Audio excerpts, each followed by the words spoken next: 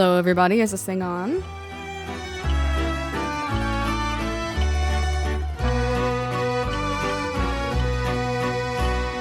Let me see if that's a little bit better. Last stream I noticed that my ducking was a little bit breezy. So I'm adjusting levels, but you guys know to let me know if the audio sucks. And if you don't, I'll be very sad, because I'll listen to it later and be like, why did they tell me this?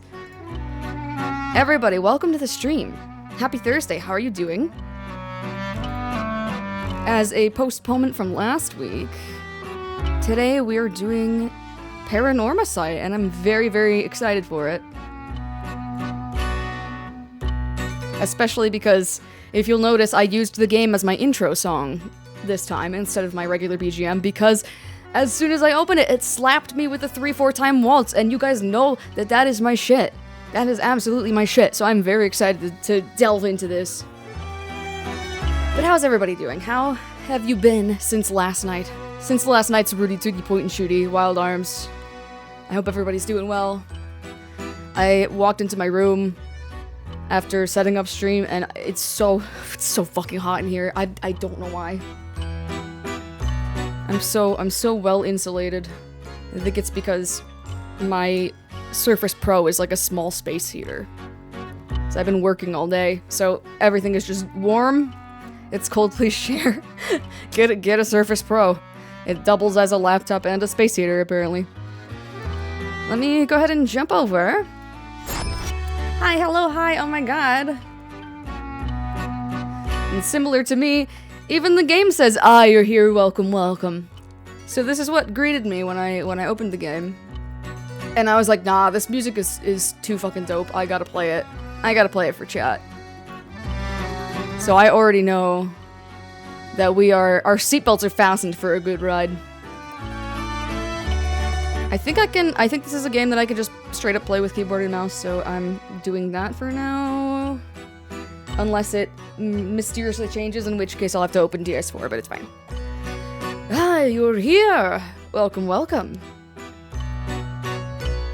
I've been eagerly awaiting your arrival. Allow me to introduce myself. I am the storyteller. Pleased to make your acquaintance. I shall be your guide going forward. Now then, before we begin our story, there are several things I must bring to your attention. First, this game uses autosave. Oh, thank you. This game will automatically save at regular intervals, so you may stop playing at any time. How do I know that? Don't ask me. Saving is a very important element of games. It's the only way to keep your memories in place. I wish I could do that IRL. If you do not wish to rely on autosave alone, you can also save manually via the menu. Next, please look at the upper right of the screen. This is the menu button. It has a hamburger, chat. What is this? What is this mysterious code? Why is there a CAPTCHA? From here, we can check the text log, view useful files, and switch auto mode on and off. You can also adjust the brightness, volume, and other settings in the options menu. For instance, if there is a voice you would prefer not to hear, turn the women off! You can mute it by setting the voice volume to 0. I suggest you check the brightness controls and other settings now before going on. Thank you. This is like what's his name in Man of Medan, where it's straight up like just the actor scanned in and rotoscoped. Cool. We'll explain other essential functions when the time is right. Look forward to the tutorial. Ah, there's one more thing I wish to confirm before we continue. So your cat is here. Which one? Hello, Andre's cat. Tell them I love them. It feels strange to go on without knowing your name. Please tell me what I may call you. Ko! It's Ko! Hi, Leo, I love you. I see Artifact's Demon. Is it? First of all, that's not my whole username. Second of all, I said Ko. You chill? We don't know each other that well.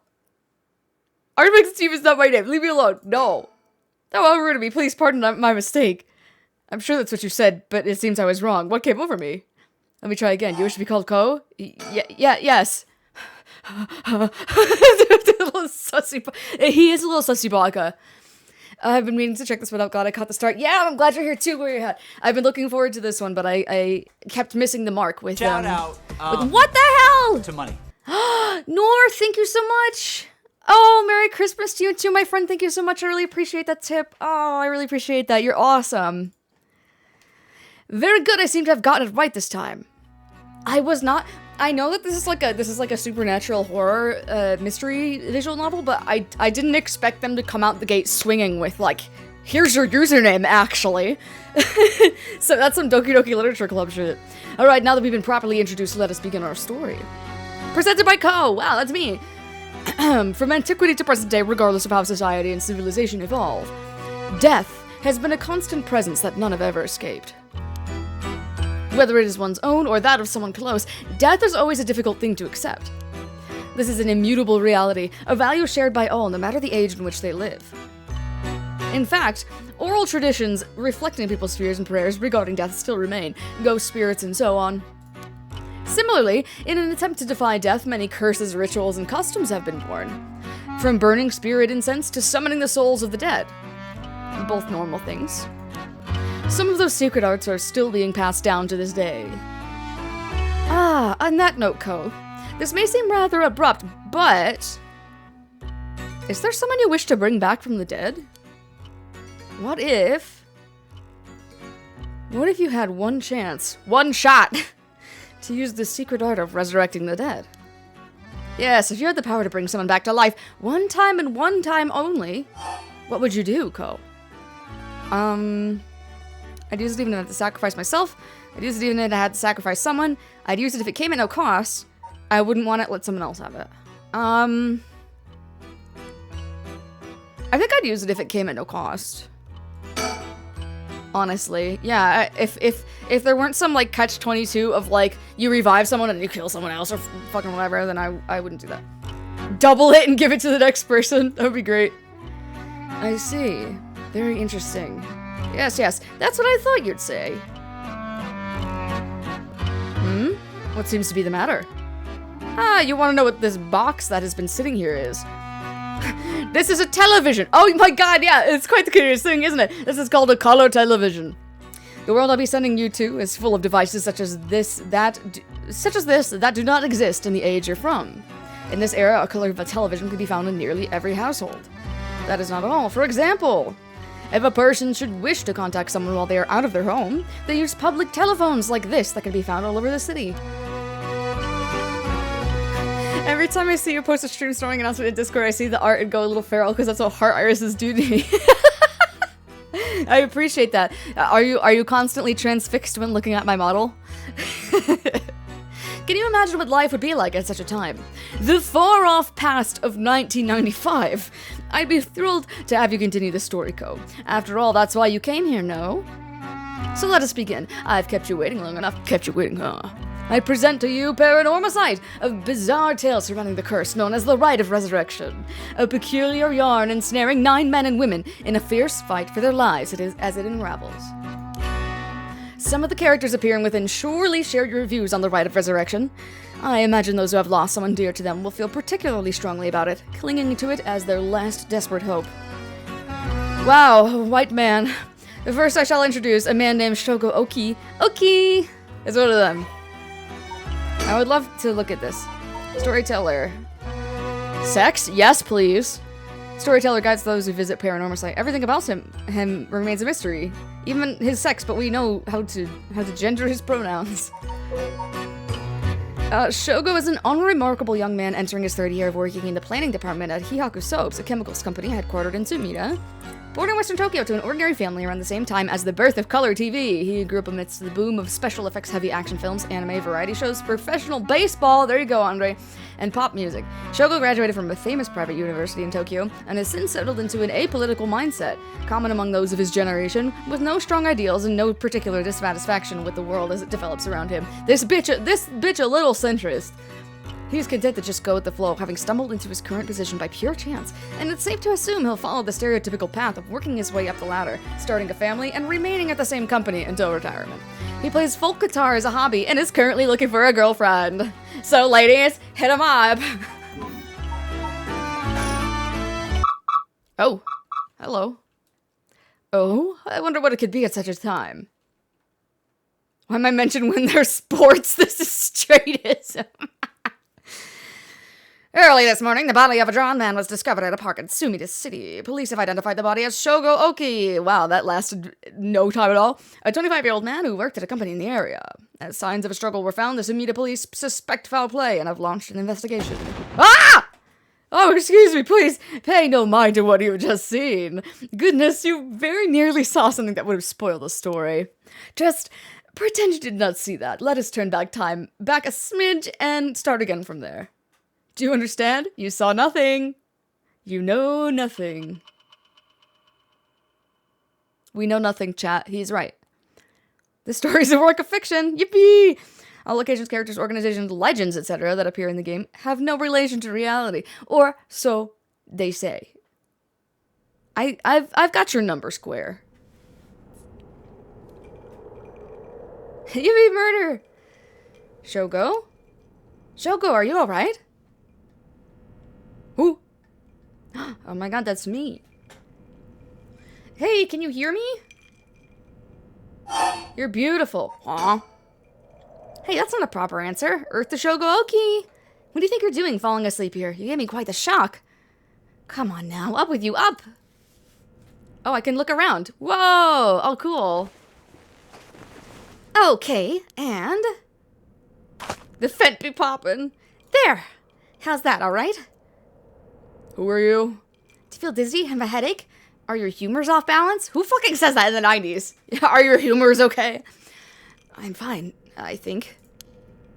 There's definitely nothing wrong with my humors, though my head's still a little fuzzy. Office worker. Wage slave, Shoujo Oki. Uh-oh, that doesn't sound good. Turn your head around a little bit to see if you can walk alright. When the game's in your control, drag the screen or move the right stick. Alright, I'll do that. Whoa! 360 Google Cam chat. Ah! Stop.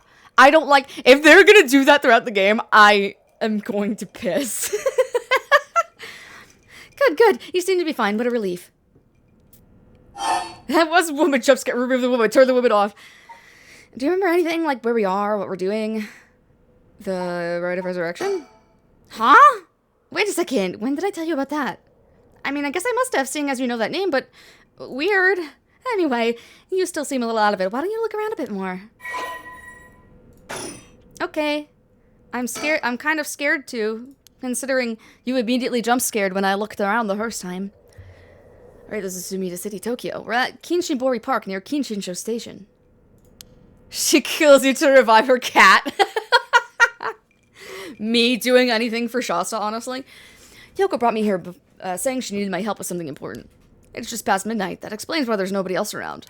You laugh, but what if? That would be sick, honestly. That would rule.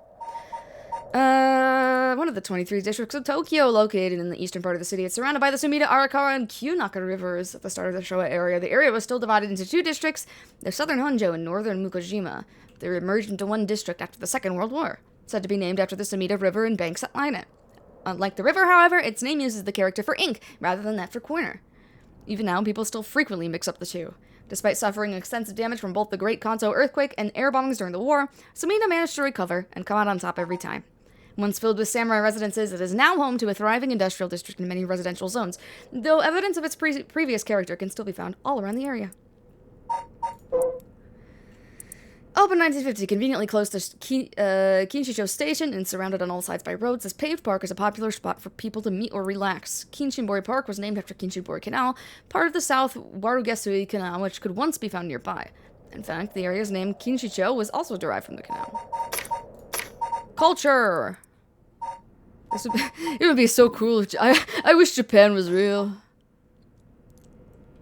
Recall. Oh, do I get like a mind palace? That's an interesting looking playground. I bet it's crawling with kids during the daytime, but it's kind of peaceful here at night. Sure. If you say so. I sure hope she doesn't jump scare me when I turn around again. Oh, telephone booth. Technology chat. These telephone booths are all over town. The lights are always on so they can be used in an emergency. The telephone. It's a Google Maps game. A small booth containing a public telephone, most often found in parks or along roads. Local telephone calls can be placed at a rate of 10 yen per 3 minutes. Whoa, that's really cheap. That's cheaper than American payphones, I think.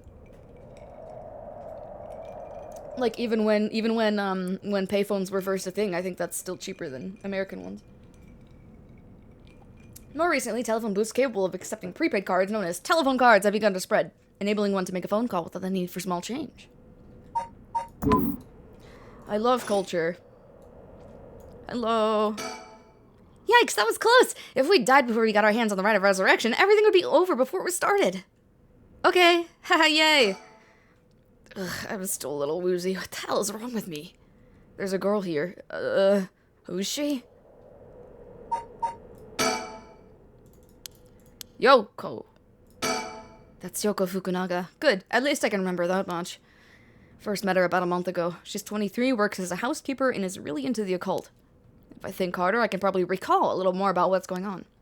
We've only met a few times, but we've really hit it off. She's a lot of fun to be around. I have no idea how she feels, though. I get the sense that she isn't thinking about me that way right now. But I know I've got a thing for bubbly girls who are into dark things like the occult. That's me, chat. Chat, that's me. Why did it give, like, a very scary musical sting?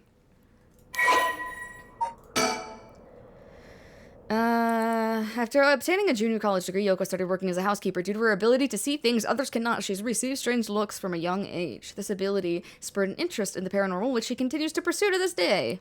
Following graduation, Yoko worked a desk job at a trading company, but butted heads with her supervisor, who is skeptical of the supernatural, and quit within a year. Understandable. Have a nice day. Now, while working as a housekeeper, she spends her days devouring mystery magazines and visiting haunted spots. As she vowed to live life true to herself and never change for the sake of others. Yoko has no regrets about the path she's taken. Yoko has a dog, a Shiba Inu named Ogopogo! Ogopogo! Has been by her side ever since she was a student. Where's Ogopogo? Show me him now. Show me him. Hey, cuss your dog. Let me think. What can I remember? Okay, her name is Yoko Fukunaga. We met about a month ago. What's the deal with this park? Let me go into my mind palace.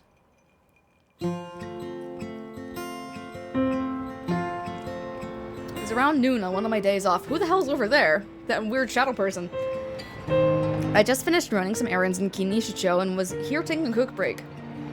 I was just looking around absent-mindedly. Until the incident. Who's this? You're not gonna mention that? Alright. Oh, they disappeared. Hello. When I noticed this girl loitering about. Ogopogo is a cryptid from British Columbia? Hell yeah! She's digging up holes in the sandbox and searching around the playground. She seemed to be enjoying herself talking to the animal figures and petting them on their heads. Normal. My curiosity got the better of me before long and I struck up a conversation. Hey, are you looking for something? Who the fuck are you? Ah, sorry, I must look like a total weirdo. Yeah, you do. Yeah, I guess you could say I'm looking for something. If you want, I could give you a hand. Really? I mean, that'd be a huge help, but... Are you really just a good Samaritan? Or are you after... you know... something else? Definitely the other thing! I'm a good Samaritan, I guess. Oh wow, my hero! People like you really do exist. I think I might cry. Okay, I guess I'll let you help me. Be warned, you might regret what you've gotten yourself into. When don't I? No worries. What are you looking for anyway? Did you lose a bracelet or something? Not exactly. I'm searching for one of the 7 mysteries. Supposedly, this is the location of the Whispering Canal. I've got a Whispering Canal for you. The what? Now I've done it. I bet you think I'm some kind of lunatic. The 7 Mysteries of Honjo. Do you know anything about it? I figured everyone around here would have at least heard of it, but I guess not. Honjo is what the southern part of Sumida is called. A long time ago, this part of Tokyo was split into 2 separate cities. The north part was Mukojima, and the south part was Honjo. Huh. Am I boring you? Well, I'm not a local or anything, I just work around here. Oh, then no wonder you didn't know. Well, the 7 Mysteries of Honjo is a legend dating all the way back to the Edo period. Really? It's that old? That's like over 200 years ago. Oh, I've got your attention after all. I just assumed it was one of those fake stories made up to chase the occult craze. I don't blame you. A lot of the popular stories going around are pretty fishy. But the 7 mysteries of Honjo are different, because they're all true. Isn't this is just part of the beginning of Kingdom Hearts 2. This is literally, we gotta investigate the mysteries of Twilight Town. They're true. That's what I said, they're the real deal. So, hold on, what does that mean? Are you telling me there's actually paranormal stuff at work in this park? My summer vacation's over. Yep, pretty much. But there's gotta be more to it. After all I've done, I still haven't found a thing. He's gonna get Roxist. That was the first time I met Yoko Fukunaga. And she was never seen again. Occult craze.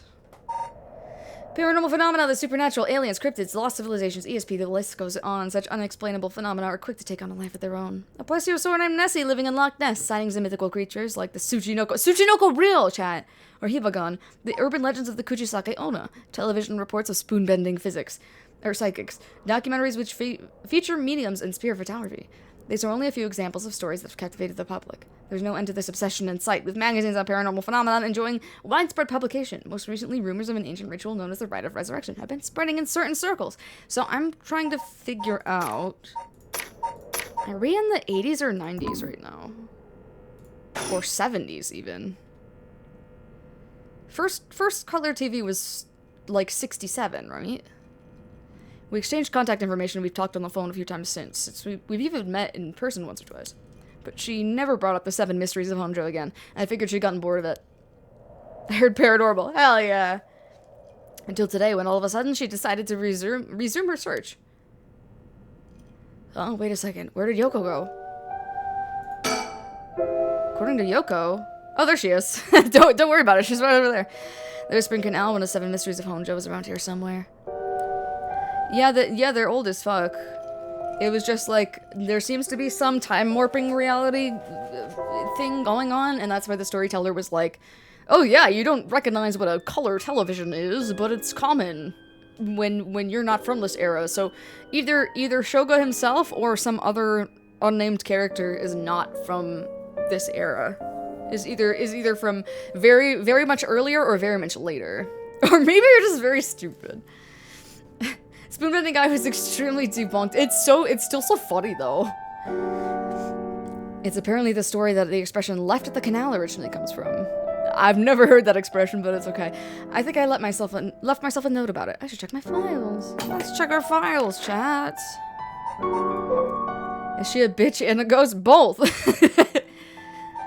Honjo became known as a hotspot for strange happenings during the Edo period. A number of these stories have survived to this day and become known as the 7 mysteries of Honjo. While many of these were likely the result of people blaming things they didn't understand on spirits or monsters, the stories continue to be told as urban legends. Despite what the name would imply, there are actually more than 10 of these strange tales. Their roots likely come from stories told by the city's common folk. The most famous of these stories is the Whispering Canal, which eventually became the basis for both an idiom and the well-known Rakugo story. The Whispering Canal, the Fool's Procession, the Beckoning Light, the Haunting Cheek Clappers, the Evergreen Beach, the Taiko Sugaru, the Foot Washing Mansion, the One-Sided Raid, and the Ever-Burning Lantern. Wow. Sign me up for the Foot Washing Mansion. An enduring superstition formerly known as Kinshibori, many fishermen once gathered in the section of the canal that ran through Honjo. As their days came to a close and the fishermen gathered up their catches, a terrifying voice would rise up from the canal whispering, "Leave it behind! Leave it behind!" Those who ignored the voice found themselves to be unable to move, and their previously full baskets of fish emptied. They would then be dragged into the canal. Into he canal! Never to return. Chat, I don't know about you, but I love going into his canal. The strange phenomenon continued to occur, and the people began to call this body of water the Whispering Canal. Reverse Jesus. Cool. So she's right here, but you know what? What if we turn... Okay, we'll turn all the way around and then be like, hey girl. There she is. She's back to digging up holes in the sandbox and searching around the playground. She seems to be enjoying herself, talking to the animal figures and petting them on their heads. No animal needs that much petting. Mine does, you know what I'm saying? That's right, she asked me to come here to help her look for one of the 7 mysteries. Actually, I think I did some research into the 7 mysteries of Honjo. Can't remember all too well, I should check my files. I did! Oh, they updated. Oh my god, we have so much exposition now. On a bone-chilling winter's night, one may happen upon a soba cart along the canal known as South Warigasui, but there is something strange about this cart. No matter when one might visit, its owner is nowhere to be found. Yet the lantern that hangs from it stays perpetually lit, burning brightly even with no oil to fuel it. Should one attempt to put out the flame, it immediately roars back to life. However, there is also the tale of the never-burning lantern. The complete opposite! Another telling the story in which the soba cart's lantern always remains dark, refusing to be lit. There was once an infamous rogue by the name of Tomezo who fell for a woman named Okoma. Tomezo persistently chased after Okoma, attempting to win her heart over and over again, but she rejected his advances every time. Enraged by her indifference to him, Tomezo brought a dagger to a canal near Ryogoku Bridge and attacked Okoma. He cut the arm and leg off one side of her body, then threw them into the canal. Ever since then, the reeds growing along the canal have only sprouted leaves on one side. Foot Washing Mansion. This is a story of something that occurred in the dead of night in residence in Mikasacho, modern-day South Warigasui Street in Kamizawa. Foul-smelling wind rattled the house. Suddenly, a giant foot, drenched in blood, smashed through the ceiling. "Wash!" it commanded. After the servants carefully washed the foot, it returned from whence it came, fixing the roof it had broken. Wow, that's very nice of the giant foot. A man who had been visited by the foot every night asked a friend to trade houses with him. That night, the foot stopped appearing. Oh my god. But it's okay, she's alright now. She got better. She got her limbs cut off, but she's better now. There once was a daimyo from the Hirosaki domain in Sugamura who built a residence on Midoricho on a large piece of land. On this estate was an almost 8-meter tall tower that served as a lookout for fires. Only a designated firefighter was allowed to use a large drum that resided atop the tower in the event of a fire. While most towers used wooden blocks to sound the fire alarm, for some reason this residence was permitted to use drums. The residence and its special privileges led to much speculation and gossip among the townfolk. About what? What is speculated? Once upon a time in North Okurabashi, a beautiful peach tree stood in the garden of Lord Shinden's residence, now known as the former Yasuda Gardens. It was so impressive that the house became known among the people as the beach resident. Somehow, no one had ever seen a single leaf fall from the tree. As rumors spread of the eternally green tree, it became known as the Evergreen Beach. However, this particular species of tree was actually an evergreen, so the lack of fallen leaves was nothing out of the ordinary. This has led people to say that the strangest part of this legend is the fact that it became legend at all. That's so real. Does Japan have autumn? Oh yeah, they do. They have beautiful autumns.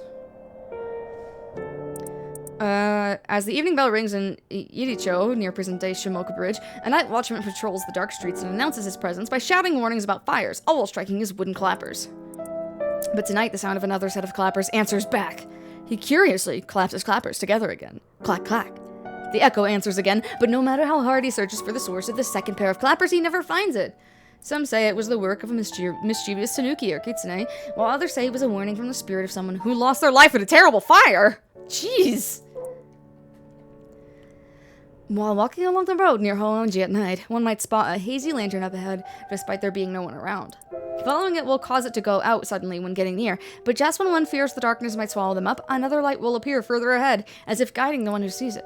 Some say the flame is benevolent, leading people to their homes, while others believe it's a monster leading people astray. Some people believe it's the vengeful spirit of someone that died, luring the lost to the land of the dead. A mysterious tale regaling an encounter had by a daimyo at his residence in Honjo's Ushima, now Komagata High School. When walking around his estate, he heard the sound of music, much like that of a kagura performance. He commanded his people to find the source, but no matter how much they searched, the music would fade when one neared the Warigasugi Canal. The source of the sound was never located. This story is known as the procession of the Tanuki, as many were of the belief that it must have been these mischievous tricksters behind it all. Tanuki can never do anything bad, chat. They're so cute. Have you ever looked at Tanuki? They're amazing. Okay, well, I did it. So let's talk to Yoko again. Oh! She saw me! She's coming back this way. Ah! Hey, what was that just now? Huh? You didn't hear that? Okay. I did feel like I heard something. I'm not too sure, though. That was creepy. Anyway, not gonna let it ruin my day. But your special talent. You should have been able to hear it. Pay closer attention to me for me, okay? The clap. My special talent? What are you talking about? Huh? I mean your spirit sense. You look like you can handle your liquor. Huh? I have no idea what drinking has to do with it, but I don't think so. That's a really funny joke. That's a funny joke.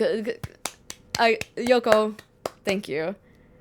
You have a good spirit sense. I get it. I get it. Well, you must.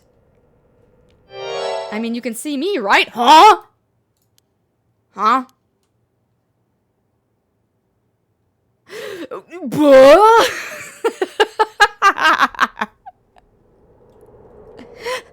Nani the fuck? Yeah, Vertigrade called it. Hey, you want to talk about what you were fucking talking about? It's gotten late, really late actually. It's already past 1 a.m. There's a chill in the air, but I guess that's normal for this time of year. Or so I keep telling myself. Hi, Yoko.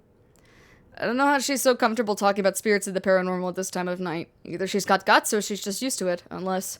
No, it can't be. No, it can't be. Why would I believe a woman? These telephone booths are all over town. The lights are always on so they can be used in an emergency. Okay, I guess not everything's gonna change. Interesting looking playground, crawling with kids. Okay, yeah, whatever. Hello. How's it going? Got most of my memory back, but I still feel a bit out of it. Okay. Check out that skybox. There we go. Hey. Wait, you're kidding, right? About what? I mean, just now. Kinda sounded like you were saying that only with people with spirit sense can see you. Of course that was a joke, duh! You don't really think I'm some kind of evil spirit, do you? No, I'm a regular spirit. But yeah. I meant what I said about your spirit sense being strong. I bet you could down a whole gimlet in one gulp, seriously. That's the real reason I asked you to help me with this 7 Mysteries of Honjo business. I see she's going to keep up the spirit and spirits joke. Okay, let me just clarify something. Are you saying you can actually see paranormal stuff? Sure, I could handle a solid Moscow mule. Same, girl! Why are you measuring this in terms of cocktails? Not a believer, huh? Well, that's no matter. But you have to have seen some weird stuff over the years, right? Weird stuff? Yeah, like things you could see but never understand. You can't be serious. Oh, but I am, bitch! Spirit sense. Seen ghost photos in magazines before, but are you telling me they really exist? You bet they do, but you can only recognize them if you really believe in them, so be careful. It's just like the silver bell in the Polar Express. You have to believe in Santa. So even with my skill, I won't be able to see them if I doubt that they exist? That's right, the spirit world's all about the mind and the soul. You won't be able to see a thing unless you're properly in tune. But sometimes people get caught up in the moment, thinking they might see something, and then they really do because they believe they would. Is that how that works? Yep, just like drinking. You never know how much booze you can handle till you're ready to down some shots. She's so fucking real for that. I'm still not sure I get the drinking thing. You know, I realized how strange it was as the words left my mouth. I don't know, I totally get it. I totally get it. She is cute. Sheesh. That sucks. Ban alcohol.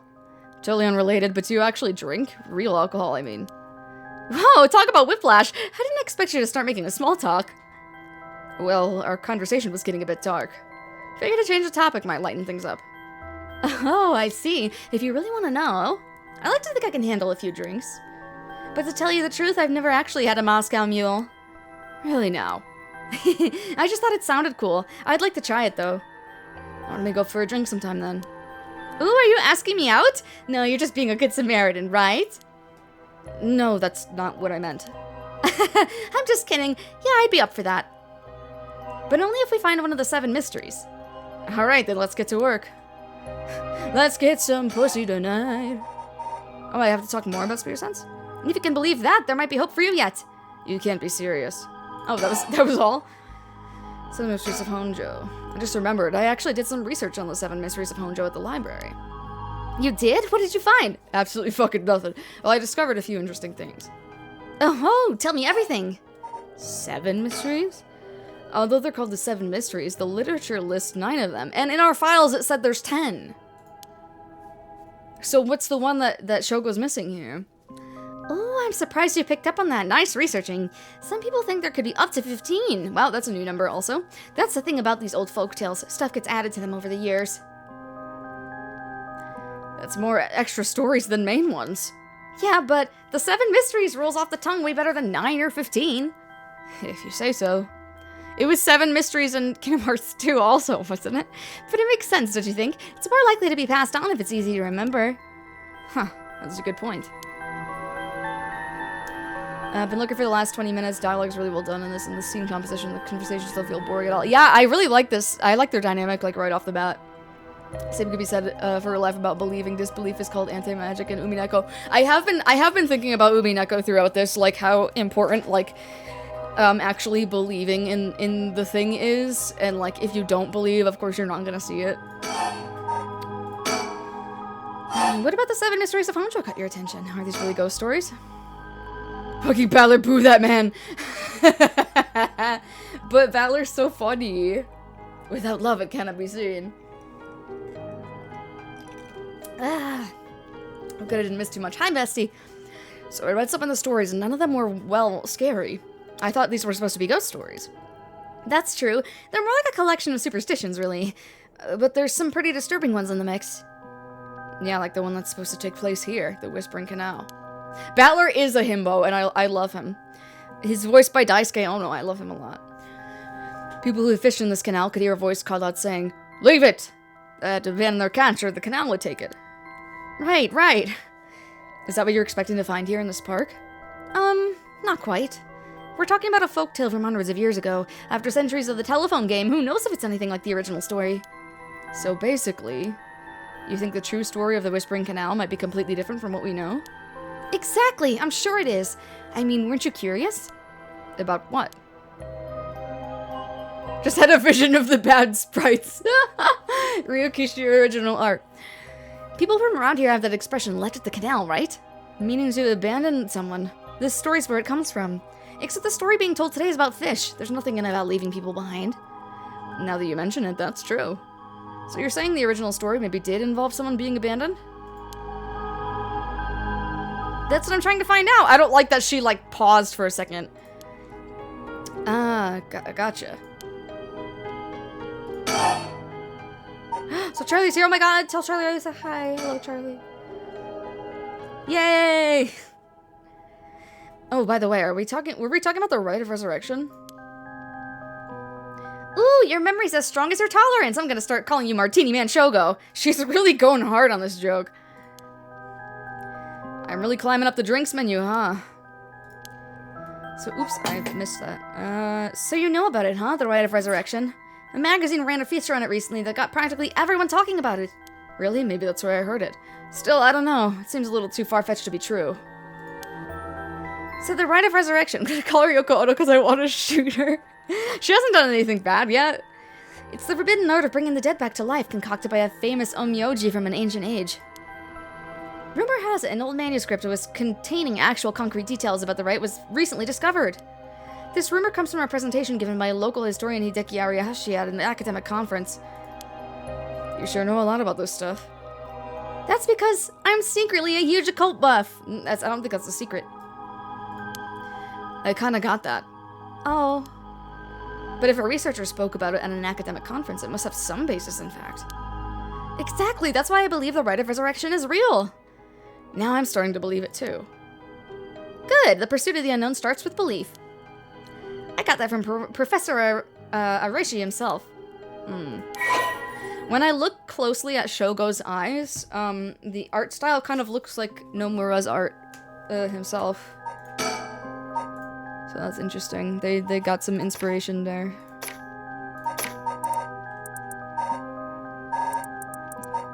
Which one was it? Rite of Resurrection. As indicated by its name, the manuscript holds detailed instructions on how to perform the secret art of reviving the dead. The forbidden ritual said to have been devised by a once famous onmyoji. Okay. Lucy's about to claim Diddy. Yo, Diddy resurrection ritual? Wait, hang on, I've got another question. You mentioned the Rite of Resurrection. Are you looking for that too? Does it have something to do with the 7 mysteries of Honjo? Ooh, you're sharp! I could cut my finger on you! To tell the truth, it's actually the other way around. What do you mean? Well... I started off searching for the Rite of Resurrection, but along the way I realized I needed to investigate the 7 mysteries of Honjo first. I see, so then... What's that got to do with 7 mysteries? About the connection between this rite and the 7 mysteries. Putting together everything we talked about, my guess is the original stories behind the 7 mysteries, true stories, are the key to finding the rite of resurrection. Why is she holding her hands behind her back so weird? That's just her default stance, I think. And that's why you're here searching for one of them. Do I have that right? I couldn't draw her hands. No, her hand's right there. Wow, 10 out of 10! You're proving to be quite the capable assistant. Wait, since when was I your assistant? Anyway, this is all just hearsay, but some say that what led to the 7 mysteries coming to be was the rite of resurrection itself. Huh? Don't these stories come from the Edo period? I thought the rite of resurrection was supposed to be way older than that. Right, it seems that Nonmyoji from the Edo period rediscovered the ancient art. I also love how like, the entire screen has chromatic aberration. Like, that's shit that I'm gonna do in my own game. That old manuscript I mentioned with all the details on how to use the rite apparently was written in the Edo period. Oh, right, I never told you its name. The manuscript is called The Record of Fates. Whoa, what a name. And it speculates that the secret of the rite is hidden within the 7 mysteries of Honjo. So now the 7 mysteries are the hot new trend. Among who? You know, this whole thing's starting to sound pretty questionable. Come on, remember what I said about the pursuit of the unknown? It starts with belief, right. Among Us. Ed, I love you! How are you doing? Old manuscript from the Edo period, written by a sorcerer who recovered the rite of resurrection. It's viewed as a priceless and authentic document due to its detailed account of how to perform the ritual. So it's like a Necronomicon edition of the Dead Sea Scrolls. I get it. All right. If you're looking into a way to bring someone back from the dead, does that mean you've got someone you want to bring back? No, I just think it's funny. You know what? Forget it. It just came to mind, so I thought I'd ask. Didn't mean to pry. Sorry. No, it's fine. I figured I'd need to tell you at some point. It's Ogopogo. It's Ogopogo, the dog! Oh, Ogopogo? Yeah, I want to bring Ogopogo back to life. Well, you said cat. I forgot that she had a dog. Ogopogo died in an accident. Ogopogo is my dog. I had him for 8 years. Ah, okay, your dog. Gotcha. It's been a long time together. Losing him must have been really hard for you. Yeah, to be honest, I'm not sure if the rite even works on dogs. But as soon as I found out about it, I knew I had to give it a try. I might as well try out this really dangerous ancient ritual for my dog. What else would I do? I don't think I could forgive myself if I just let the opportunity pass by. Definitely. Now I understand why you feel so strongly about it. Thanks for telling me. I know this must be hard to talk about. But you know what? All that led to me meeting you. So at least something good came out of it. Though that doesn't mean I'll stop looking, obviously. Yoko, I'll do everything I can to help you. Yay, I'm so glad to hear that. Let's keep up the hard work then, yeah? Holy fuck! Hello? Oh, my orthostatic hypotension. It feels like the air just changed. Think! My mind's palace. What was that just now? Whose footprints are these? Think again. Ah! Hello? What? Yoko, are you okay? Hey, what's wrong? Stay with me. No, this can't be. No!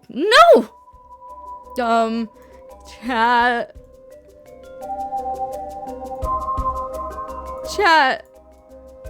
What is she talking about? I feel eyes on my back. I can't move. Is there something behind me?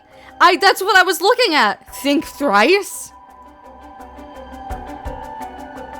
Help, chat.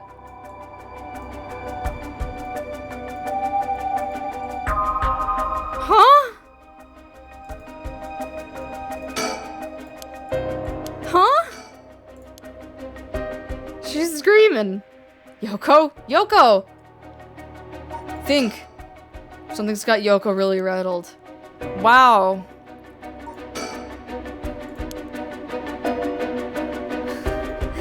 Oh my god. What is it? Yoko's pointing over there, but I don't see anything out of the ordinary. Push! Ugh, I don't get this. What's going on? Did something happen? Yoko? Oh no? Oh my god! Did she faint? Baby girl. Huh? No, she's not dead, right? No, she's switching. She's not dead. Huh? What the? What is... something's... What is it? Why is this happening? Did she get that possession?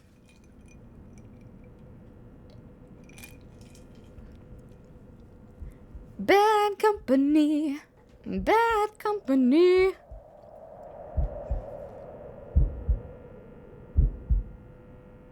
Yoko, answer me. Yoko? No way, it can't be. Why? Why? She fainted. Oh, hello? What the hell just happened is right. Oh, damn it, I got bigger problems. Yoko, just hold on. Everything's going to be okay. Oh god, she's not breathing. She's cold and I don't feel a pulse. This can't be happening. Okay. An ambulance, right. I've got to call an ambulance. I need a phone. Oh my god. Ooh, listen to that nice Umineko chanting in the back there. Why am I seeing text? Think! Let's call an ambulance. But I can't see the phone over my intrusive thoughts. The phone, I gotta call an ambulance. Oh my fucking god. Holy shit, dog. I called it in. The ambulance shouldn't be long. Anxiety simulator. But is it gonna make a difference? Her body's gone stiff. Her skin is cold. And I don't think she's breathing. She looks more like a mannequin than a person now. I don't think there's any coming back from that. I don't get it. Just a few minutes ago we were chatting away without a care in the world. Yoko. How did this happen? Cardiac arrest. How could someone so bright and bubbly just suddenly drop dead? Resurrect her! Chat, you called it. You called it. It's gonna be for her. Do it for her. Oh, that's right. That rite of resurrection she was talking about really does exist. There might be a way to bring her back. Someone can just drop dead out of nowhere like they were cursed. Then why shouldn't there be a way to bring them back to life? Look at that, look at that. They draw like the eye folds, just like Nomura draws them. And I don't think Nomura did the art for this one either. Yoko believed in it, so if I believe in her, it seems completely possible. Maybe, just maybe, I can still save her. Even if I got to deal with spirit senses and curses and whatever, I've got to try. Wait for me, Yoko. I promise I'll use the rite of resurrection to bring you back. Or your dog, whichever comes first. Right before she died, I felt a strange presence a few times. And it seemed like she saw something. Something that shook her to the bone.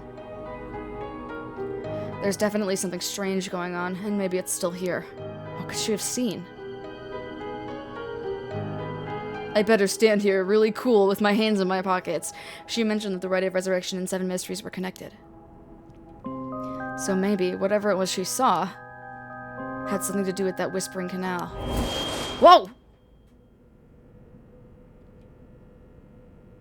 Damn it, the presents again. Hey, Paranormies! Must be around here somewhere, but where? Telephone booth. Called an ambulance already, should be here soon. Is she still here? Yep, she is. Hey, fallen object, what's that? Something on the ground. Something malicious is brewing down there, chat. Did Yoko drop this? A fishy! Didn't notice it till now, but there's a small wooden sculpture by her side. It's 3 or 4 centimeters tall. It looks like it could be a keychain, but from how rotted it is, it's way too old for that. Despite how tiny it is, I feel an almost palpable malice radiating from it. Just like me, for real. What the hell is this thing? Curse stone. Alright. Special tool that'll help us later! Jesus! Are these the Whispering Canal's memories? Ugh. Such deep sorrow. A resentful memory is flowing into my mind. Me at therapy every week.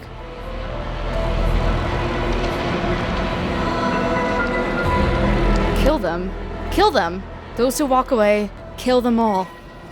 You've acquired the power of the curse stone, the Whispering Canal. You can use it to kill those who walk away from you. Hell yeah, dude. You press the use curse button to kill your target as they attempt to depart. A murderous impulse seeps into my soul like thick black tar. Are we the baddies, chat? Now, kill yourself. Kill yourself now! Can you hear it, Curse Bearer? You who so strongly desires the right. Kill them. Should you seek life's restoration, take your curse in hand, reap lives by the score, and claim their soul dregs for your own. Collect enough to sate this vessel, and by their sacrifice claim the gift of resurrection. Or better yet, slay your fellow curse-bearers, for theirs are the equal of droves of lesser souls. Now go forth and kill. Sick! I can't wait. I'll grab my stuff. This is just the plot of Dark Souls? Let's see.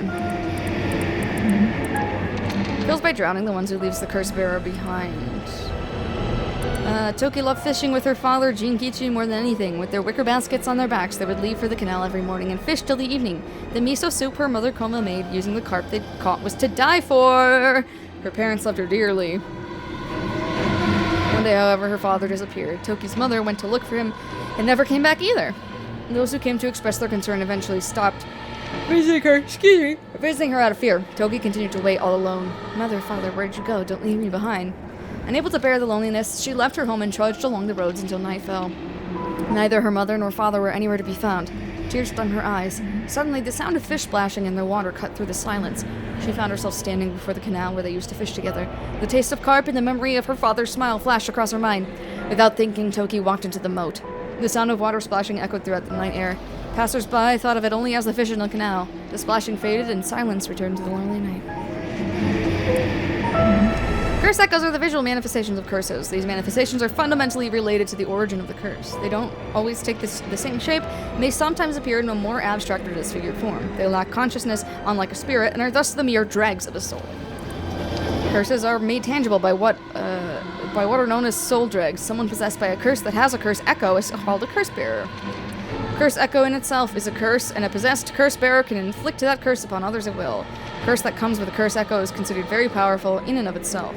Ordinarily, those with no spirit sense would not be able to perceive a curse echo, but anyone who becomes a curse bearer can see other curse echoes. Okay. Old Netscape carvings imbued with curses derived from the 7 mysteries of Honjo. Ordinarily, only those with spirit sense could wield such curses, but these curse stones allow ordinary people to use them just as lethally. When someone dies, their life essence leaves the body and becomes a soul. If one is killed by means of certain curses, however, their life essence will turn into a residue known as soul dregs. The rite of resurrection essentially uses these soul dregs as a sacrificial offering to bring back the dead, but the amount of soul dregs required depends on when the person being resurrected passed away. The more time has passed since they're passing, the more soul dregs are required. Take a shot every time I have to read curse. Hello. Beautiful. What was that? It was like the curse's memories flowed directly into my mind. In an instant, I understood everything. Cursing my liver, bruh. When I picked up this curse stone, the Whispering Canal must have cursed me. I also heard a strange voice. It told me that if I want the right, I'd have to kill a bunch of people with this curse stone and collect their souls. I guess it's good to know that the right really exists. But this thing wants me to kill people to get it? I knew there would be a catch, chat. Screw that. It says it in Neko inflection. Putting my own life on the line is one thing. Murdering other people is another thing entirely. Not just one person either. Scores, it said.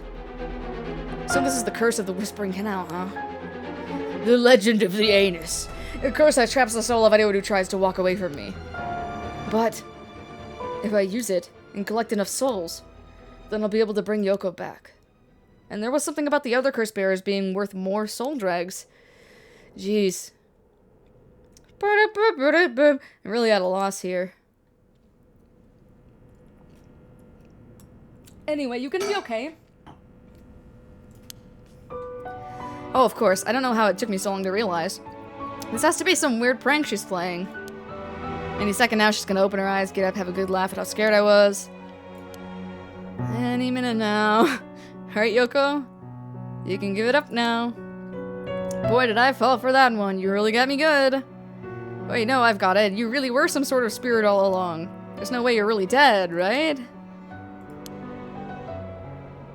Me when I sound mentally stable next to this body. Not even fooling myself anymore. There's no going back. Only forward. Feels like I'm being watched. Is someone there? Where are you? Where are you? Oh, hey. Huh? What the hell is that? Looks like a light floating in midair. Oh, the light that always appears and disappears when you get close to it. Think. Now I've got my own curse stone and the curse of the Whispering Canal. I'm in way over my head. Was Yoko the one who dropped this curse stone? Does that mean she was the previous owner of the curse of the Whispering Canal? Then did she know what the rite of resurrection involved? Gaslight gatekeep ghost boss. Hello! Who's this? Sumio Mondo from Flower, Sun, and Rain. Now I look closer. Is there someone there? Hey, what the hell are you doing over there? He disappeared. Oh no, there he is again. Never mind. Oh my, how unexpected. How unexpected. An ad break. I will be back in a couple minutes.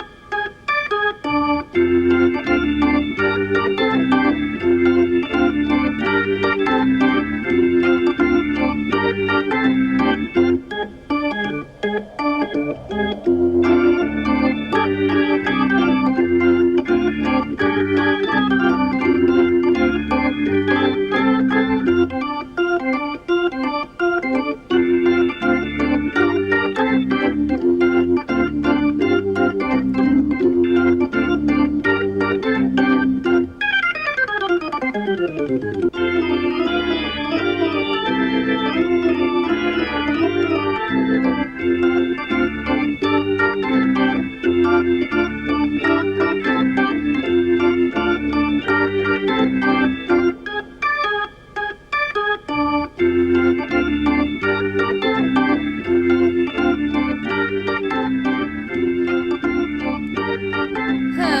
everybody. Thank you for waiting warmly during that ad, and welcome back. Back here again at Krispy Kreme with some more Paranormasight. It was your curse that killed that poor woman, I take it. Look at this guy's idiot haircut. What? Cat got your tongue, Mr. Oki? Huh? It really is. This is fucking Sumio Mondo. Who are you, and how do you know my name? Do you mean to say you don't recognize me? This comes as a bit of a shock, I must say. Look a little harder, and I dare say it will jog your memory. What's with this guy? Unfamiliar man. Alright, I'll press the think button. That man, who is he? He looks to be in his 30s or 40s. Phoenix Wright looking at hard times. Yeah, this is Phoenix Wright during the Apollo Justice timeline, but still with his old haircut instead of the beanie. He's all dressed up in a suit and tie, but somehow he looks real shady. He looks very divorced. What's he doing here? Is he watching us all this time? Something tells me curses are nothing new to him. If he's one of the other curse bearers, I need to be careful. He might be here to kill me and take my curse stone. But by the same token, killing him will net me a lot of soul dregs.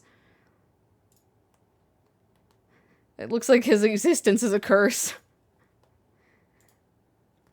He's cursed to be a straight man. If he's one of the other curse bearers, I need to be careful. He might be okay. Yeah. Look a little harder. Okay. He can't be Phoenix, right? He doesn't have his attorney's badge. A tall, humorless-looking man. He doesn't look familiar to me. He's acting like he knows me, though. Have we met somewhere before? Unless... I still don't have a clue who you are. How do you know me? Have we met? Dear me, it's always humbling to find that one is not as well known as one believes. Perhaps my name will help you remember. I'm Takumi Yumioka. Takumi Yumioka? Yes, that's what I said. Does that ring any bells? I think I've heard that name somewhere before, maybe. So you do not even know my name. How disappointing. Disappointing, but fortuitous. Whatever that means. Hey, what's up? Sex, yes. The man who was covertly watching Shogo Oki at Kishibori Park. Thanks. What an elaborate profile. Well then, Mr. Oki, allow me to make you a proposition. You have a curse stone in your possession. I'd like you to give it to me. How do you know? How do you know about that? Why, I saw the whole thing. I even saw that fucking ghost that jump-scared you. That was crazy. That doesn't explain how you know what a curse stone is. Even I barely have a handle on it. You know about the 7 mysteries of Honjo and their curses and all that, don't you? But of course, those curse stones, they're terribly dangerous things capable of killing without a trace so long as their conditions are met. I hadn't thought of it that way, but yeah. Imagine what might happen if one fell into the wrong hands. They would be safer in mine, don't you agree? Although it seems I arrived too late to stop you from killing that poor woman. What are you... That wasn't me! I'm willing to overlook your indiscretion, but only if you give me your curse stone. No way in hell! For all I know, the wrong hands are yours! Very well, I'd hope to settle this amicably, but you leave me no choice. We have to have a curse-on-curse fight!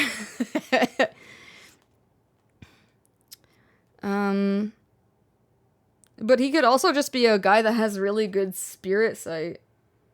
You know? He can't. He can't. There's no way. There's no way he has a curse stone of his own. If he did, he wouldn't be so eager to get his hands on mine. He wants one of his own. They're that powerful and that dangerous. By the sounds of it, if I give him the chance, he'll try to take my curse stone by force. I have to keep him talking and figure out a way to get my curse out first. How can I get him to leave me behind?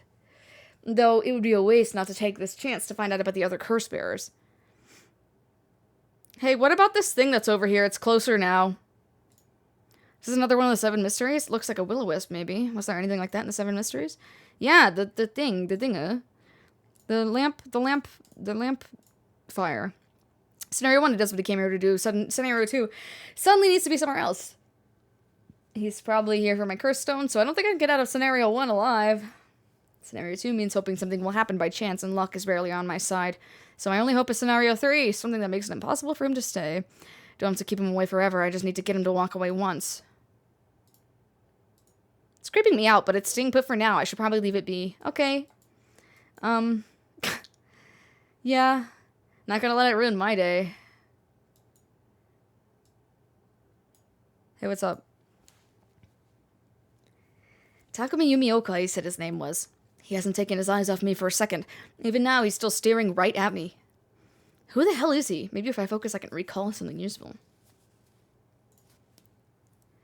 Takumi Yumioka? How the hell does he know me? It's not like I've been getting out much. I barely have a life outside of work.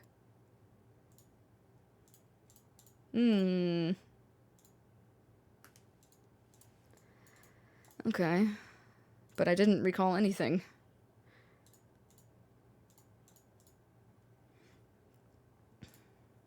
Need a topic that'll keep him talking. My best bet would be... Hey, what's up with that light? What's up with that weird ball of light? Is that your curse? Whatever do you mean? I'm afraid I see no such thing. Huh? But it's right... Uh-oh! Where is it? It's gone. It was right there. I see. It seems you have become the mark of another curse bearer. Could it be you? Me? Could even be me?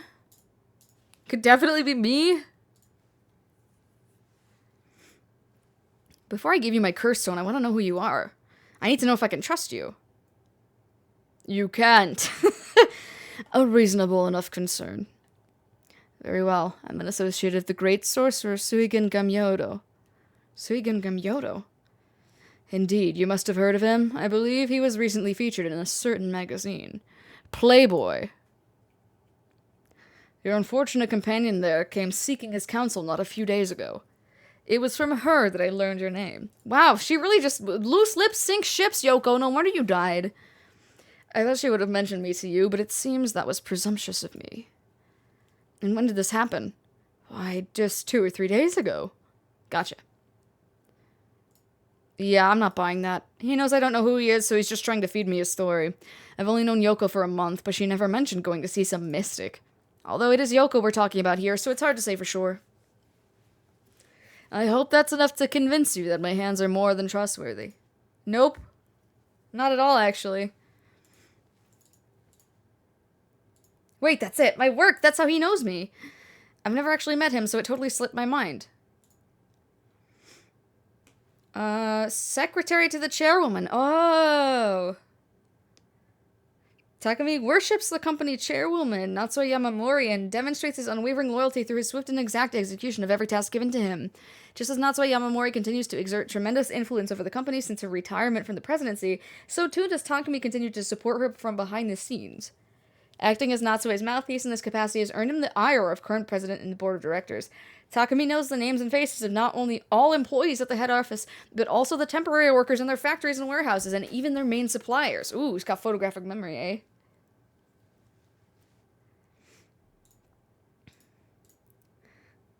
I bet you could find that guy at the foot washing mansion. Just saying. Suigen Gamyodo my ass, this guy thinks he can sell me anything. But I don't know if having figured that out helps me much right now. The flame's still gone.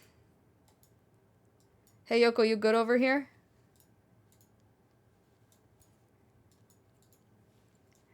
It didn't look like she was dead to me because she's still like twitching and blinking is the thing.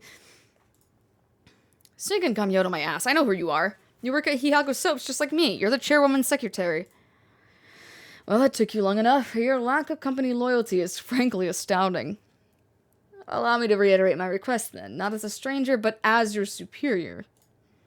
Hey, we're not at the office. You don't get to push me around like that. Why is our chairwoman's secretary even out looking for cursed stones anyway? I refrain from revealing myself precisely to avoid such questions, but I suppose needs must. Since the dawn of the Showa era, the land of Honjo has nurtured our company's growth and vice versa. It's our duty to ensure that curses do not take root in this land we know as our home. I'm not sure I buy that. Like many things, it's not a matter that concerns the rank and file. The chairwoman has no desire to spread fear through our beloved company's birthplace. Now, if that is all, I must insist that you hand me your curse stone. No. Think! Yoko. How do I know it wasn't you who killed Yoko with your curse? Okay, but where's the ambulance? That's a very good question. He did call it a while ago. We've been having this whole conversation. Mr. Okie, if you're hoping to trick me into revealing whether or not I possess a curse stone, I assure you cannot. It is your curse that was responsible, Mr. Okie, no matter what you might tell yourself. Yeah, they're talking in the frozen time. That doesn't make sense. I only found this after Yoko died. Oh? Don't play dumb. I know you're the one who did this. Whether you choose to believe me is your prerogative, but you're mistaken. But you should know that multiple curses awakened at once at the stroke of midnight. There are many other curses in Honjo and many other curse bearers. Is it not premature of you to assume that I'm the one responsible? Wait, so you're saying that at midnight a bunch of people became curse bearers? There's no point in continuing this conversation. For all I know, he could be telling me anything. He's like, gets to the interesting point in a conversation. He's like, oh, fuck this, actually. Why are we talking about it? Why are you so convinced it was my curse that killed Yoko? Why, it is simply that... Huh? I don't actually fucking know. I do believe I just saw your companion move. She what? I don't like that, though. I don't want to take my eyes off him. He knew who I was. Could he have memorized the names and faces of everyone in the company? That's really scary, actually. Hey, girl. Are you okay? Yoko? Wait, she doesn't look any different. Ah! I shouldn't have trusted him. Damn. Chat, I told you, I never want to turn around again. Oh my god! Ah! Chat! My Maiko, you seem to have arrived at a less than favorable result. What a stupid thing you did, turning around, you fucking idiot. This is mere conjecture on my part, but perhaps you ought to be more careful about turning your back on unscrupulous individuals. Fear not, you may make as many attempts as you please from before your unfortunate mishap. Very well, just remember, whatever you do, do not turn around. Storyteller, lol, LMAO even. Should you not check on her? No? What do you want with my curse stone, anyway? I intend to seal it away in a secure location so it may never be used again. I'm certain that you too would rather be free of this burden. The power to kill without fear of consequence is, in itself, a curse. There are many ne'er-do-wells in this world who cannot resist the urge to use it. All the more so if promised the chance to resurrect the dead. You'll seal it away? How? I will put it in the care of a sorcerer who is well-versed in supernatural matters. If I've gained your trust, I must ask you to hand me your curse stone. No. For each of the 7 mysteries, there's a curse and a curse bearer, right? Do you know who any of the others are? And what would you do with that information? Your intentions are nothing untoward, I hope. It is in the hearts of the selfish and insipid, and those who would be the most tempted by the rite of resurrection, that the curses take root. And the curse's resentful memories impart a powerful urge to kill, as I am certain you are aware. You're a victim of circumstance, Mr. Okie, but your situation is exceedingly dangerous. You must relinquish your curse stone for your own benefit before it's too late. Too late? It's already too late. There's no going back. All I can do is keep pressing forward. And if you're going to stand in my way, then I'll have to stop you. Am I to take that as a threat, Mr. Okie? I would encourage you to exercise more discretion before you fall foul of a curse. And? So what? Think. Wait, I've got it. Brain blast! I know how I can convince him to leave. Talk. Convince him to leave. Oh crap, I totally forgot. What is it? Hand over a curse stone. Something just came up. Oh god, shit, I forgot. It's 9 o'clock. I better go jack off. I called an ambulance. Oh, right, I forgot to mention. I called an ambulance. It should be coming any minute now. An ambulance. Have you lost your mind? They'll arrive to find you standing next to a corpse, alone in the dead of night. No doubt they'll hand you over to the police, who will have some questions for you. Probably, but I'm sticking with Yoko. Unless you want to join me in an interrogation room, you better get out of here. You're telling the truth, I see. They're getting closer by the second. Cannot afford to be waylaid at this juncture. I fear I must take my leave. Chat! Chat, should I immediately kill this guy? What do you think?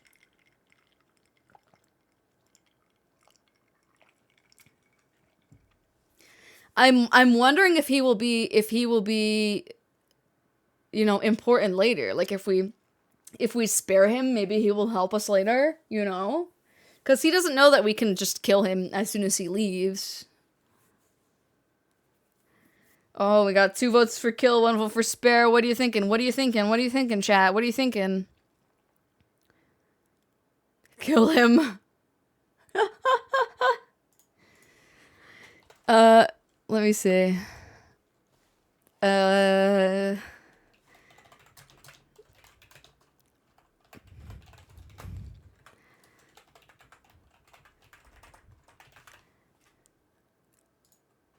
Okay, let's do a quick 2-minute poll. Go, kill or spare. Go, go, go, go, go.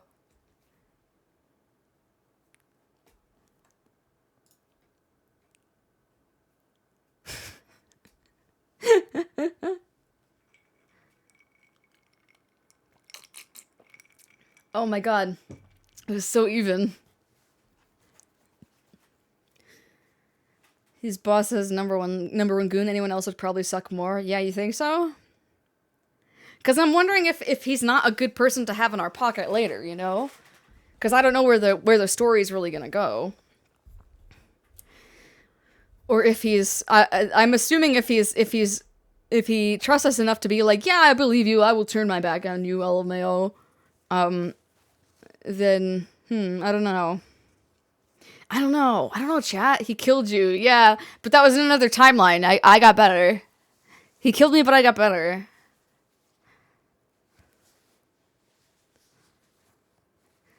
Oh, it's close. It's close. I learned and healed from that timeline. It's so true. Sometimes you just gotta die and get better.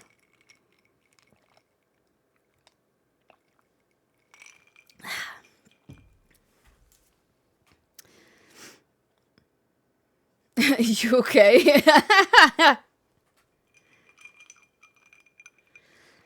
I'm just wondering, because, like, if this is, like, if the curse bearers are, like, a whole group of people, I'm assuming we're going to be interacting with them at one time or another. So, I'm not sure. Maybe we'll be, like a mystery-solving, crime-fighting team. You know? That's what my opinion is. I'm not sure. It's 50-50. Oh my god, oh my god! Oh my god! With a steel chair! Out of nowhere at the last second. Kill? Kill? He wouldn't know you spared him, ungrateful. That's true, because he doesn't really know about the curse. Oh my god, but that was like a clutch moment. Like it pivoted to kill, and then the poll ended immediately. So we're killing. Chat, I hope you're happy. Okay, you dare! How'd you know it was me, bitch? How'd you know it was me, bitch?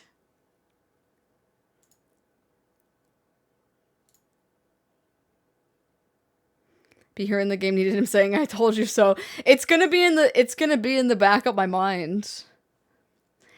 Oh, look at the way he died, too. Like, it's the same as Yoko, so I guess that makes sense why he would be like, it had to be your curse that killed her. He's really dead. So this is what a cursed stone can do.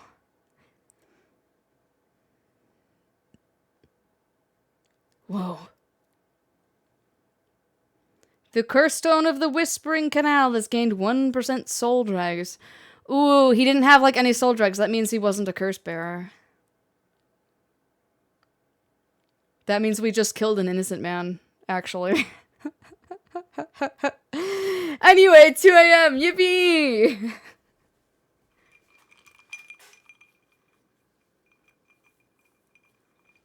I left the park immediately. I felt bad for leaving Yoko, but I couldn't stay there. Now it's just two corpses staring at each other. The emergency medical services will probably take care of her body. Takumi's too. This will be all over the news tomorrow. But until then, at least I know she'll be in a safe place. Alright. I have to find my next sacrifice quickly. Why would you immediately... This man is just like a light Yagami, like immediately getting a taste for blood and being like, okay, who do I kill next? Got no time to waste. I need to find the other curse bearers and collect their souls. Killing Takumi barely got me any soul drugs because he wasn't a curse bearer. He mustn't have been a curse bearer after all. We just fucking straight up murdered a normal guy. Not enough. The soul of a non-curse bearer amounts to little more than leftover breadcrumbs. I have to think of places where other curse bearers of the 7 mysteries would be. The curses were activated at around midnight. The others are bound to be active still. I should check to see if there are any other places with connections to the mysteries nearby. At the very least, another curse bearer might be thinking the same as me, meaning I could run into them. Useless killings got us nothing.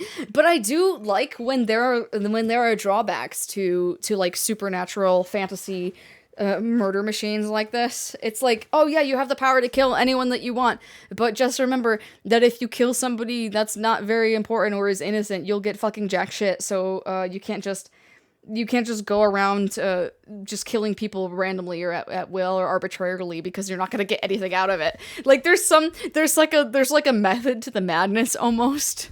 There's like a morality to your funny invincibility killing stone. Let's see, which of the 7 mysteries are closest? I'm in the Kinshicho area right now. The haunting clappers are on the other side of the Okyoku River, just over the Shimoku Bridge. Should we go get some haunted cheek clapping? The foot washing mansion and the ever-burning lantern are around South Warigasui Street past the train tracks. Well, the ever-burning lantern is definitely the one that was almost up our ass. And further along Oyoko River, I'll find the beckoning light at Honji Bridge. Those 3 places are the closest. I guess I should start there. Think. Collect the other curse bearer's souls before dawn and bring Yoko back to life. Well, that's ambitious of you. Normal guy equals man who wanted your stone and would kill for it. Yeah, that's true.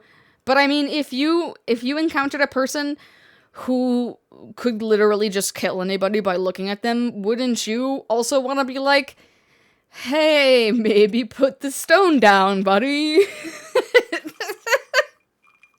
Because you don't know, like, if anybody could kill that arbitrarily. Like, you don't know how dangerous it really is. Items. Curse stone. It's a fishy. Currently 1% filled with dregs.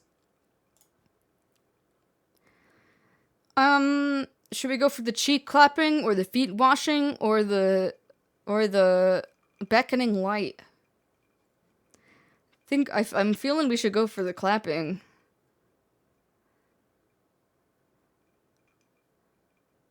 Two hands clapping. Shimoku Bridge is supposedly where the bell from the Haunting Clapper store used to be. Wandered around here for a while, but I didn't see anything interesting. The only thing I found was what looks like 100 yen lighter someone threw away. Don't know if curses are vulnerable to fire, but I may find a use for it. I'll probably be able to light, like, the unlightable, ramen stand lantern or fucking whatever it was.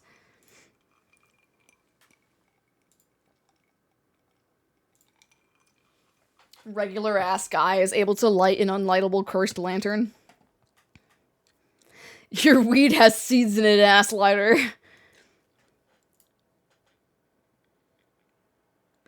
Both the foot-washing mansion and the ever-burning lantern are from this area. This late at night, even a road as big as this one is as silent as the grave. Is it just me, or is it oddly dark around here? Good thing I had this 100 yen lighter.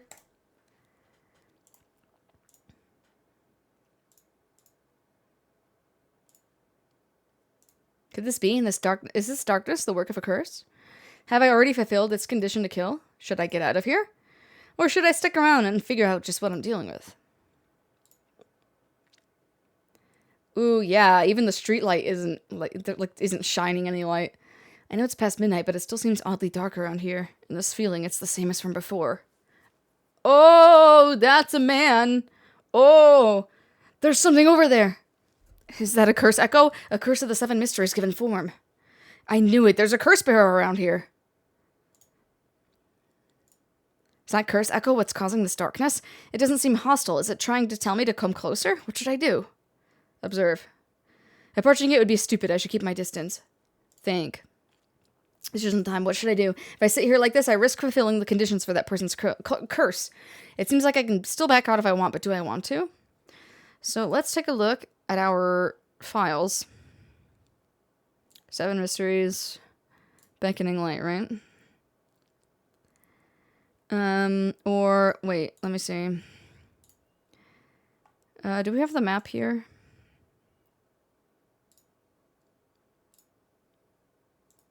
Or no? I thought I could see the map. But it's the beckoning light, I think, right? One might spot a hazy lantern up ahead, despite there being no one around. Following it cause it to go out suddenly when getting near, but when one fears the darkness, another light will appear further ahead. Because we went to see the haunting clappers, but it wasn't there. So, foot washing mansion? No, so... It's definitely the beckoning light. I think.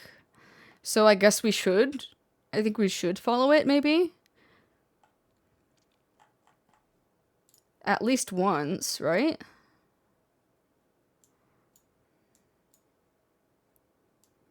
At least once, I think. Nothing's gonna happen if I just sit and wait. Let's check it out. Immediately dies. Hey, what's up? Oh, he committed seppuku. Look at that guy. Whoa, hello. Darn it, now what? This isn't a curse doing this. Somebody's pulling me in. Ugh, that hurt. Looks like I'm inside a building. Did it toss me in here? Can't see shit. Is this the same darkness from the curse echo?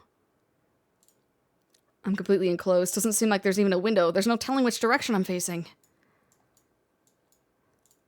Time for our lighter! That's right, I still have the lighter I picked up earlier. Perfect, it works. Now I can make up my surroundings a bit better. Oh! Something... Drat, he's got a light. That ruins everything! Someone there? Are you a curse bearer? It's over! Time to get out of here! Wait, he's running? Was he right here this whole time? I'm not just gonna kill these random people. This is my chance. No, I'm not doing it. They're just random ass people.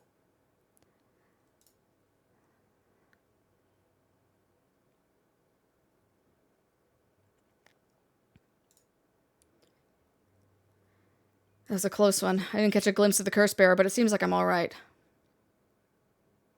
Oh, see, I gained 30% soul dregs and I didn't even kill him. This Christmas note has something to do with the light and darkness. My guess would be the ever-burning lantern. So I guess somebody that wasn't me got killed by the other guy. And my stone got it. Cause I did not press the kill him button. I did not press the fucking murk him button. This condition is something about me being in total darkness. Oh, so it could be any curse bearer is entirely in darkness and somebody dies? Oh, that's brazy. I don't know about that one. That's fucked. Well. Anyway, I did not press the kill him button. I specifically didn't because I was like, oh, we killed the guy last time, but this is a guy I don't even know, so I'm not gonna do it. Let's get out of here. So maybe whether you press it or not, you still get the soul dregs, which is kind of interesting to me.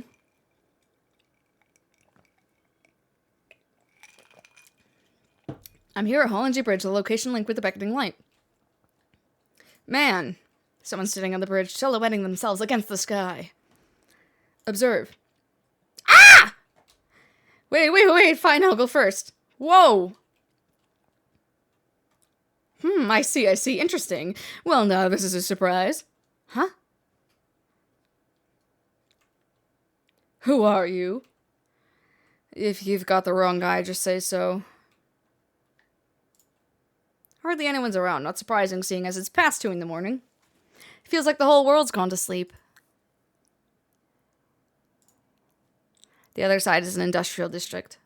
Further down from the bridge is the temple from which it gets its name.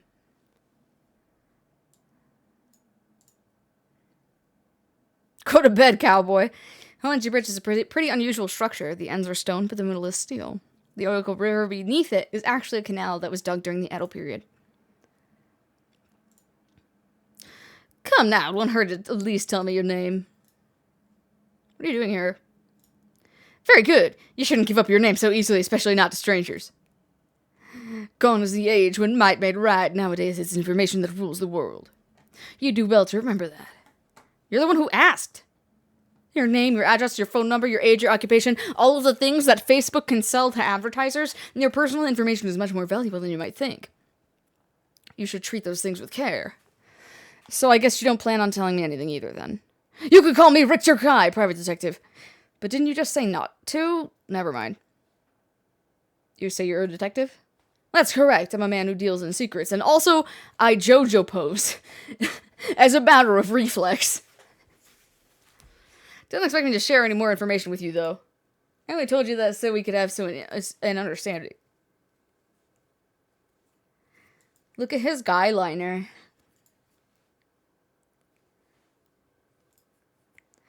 He's a flamboyant fellow. I wouldn't bat an eyelid if this were the inner city, but he stands out like a sore thumb in these parts.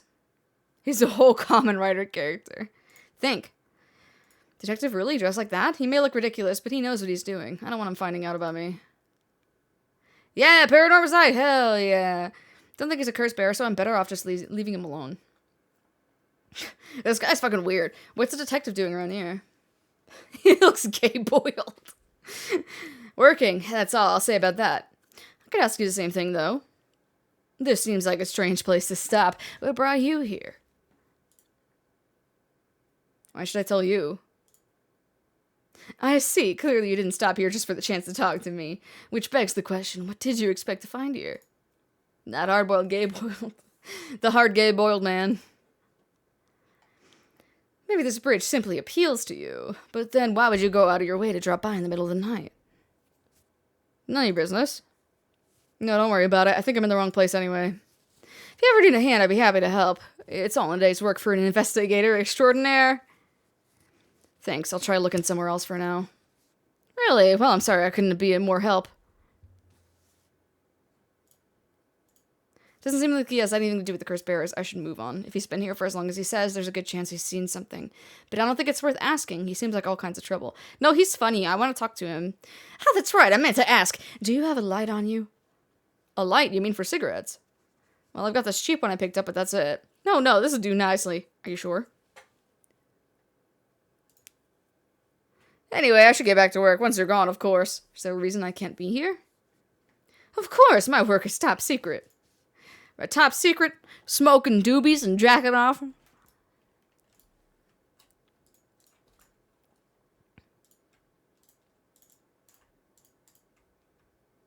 Alright, man.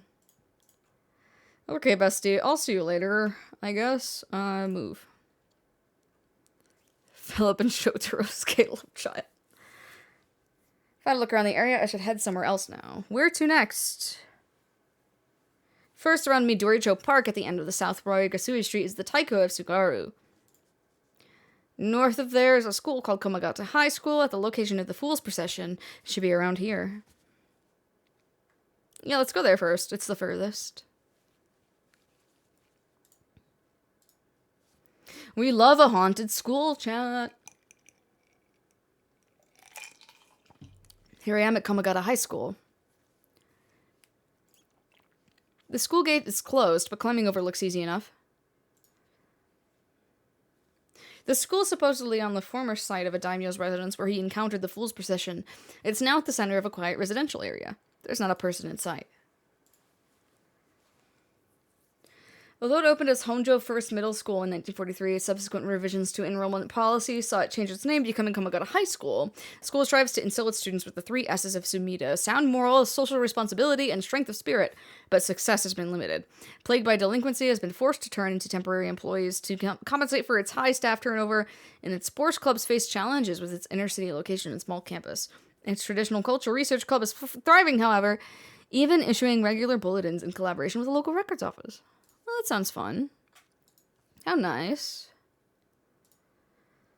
School gates closed, climbing over looks easy enough. Okay, but can I? Gymnasium. Large gymnasium looms silently over the grounds. Doesn't look like anyone's in there. Alright. Alright. Alright. Move. Okay, but how do I climb over? I think that would be really funny if you would let me climb over.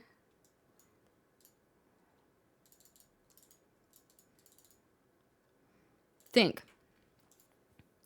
There's no sign of curse bearers or curse echoes. I should go search a different location. Alright. Fine. Fine. Be that way. If I may, where are you in story? Well, we're only like an hour and a half in. So not very far. This is Midoricho Park, location of Taiko of Sugaro, one of the 7 mysteries. Huh? Someone's there. 2 men, one middle-aged and the other a young adult, talking to each other. There's a good chance that one of them could be a curse bearer. I'll try to scope things out without being spotted. To pick up their conversation from this distance, I'll have to focus in and watch them for a while, I think.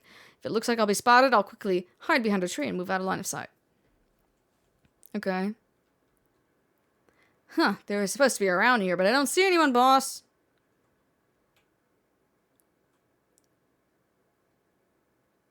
No need to get ahead of ourselves, but I bet we see something before the night's done.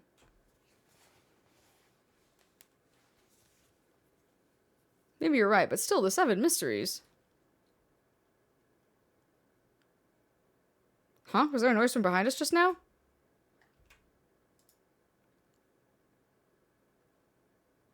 Never mind. Just my imagination.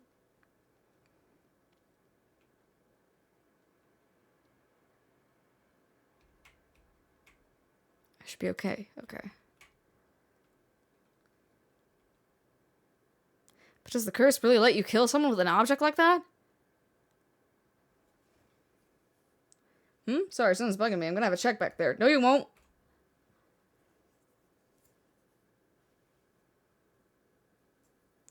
Huh, nothing. Guess this place is just keeping me on edge.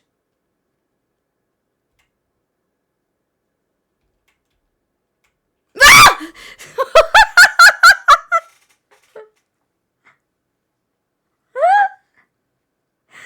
Oh my god!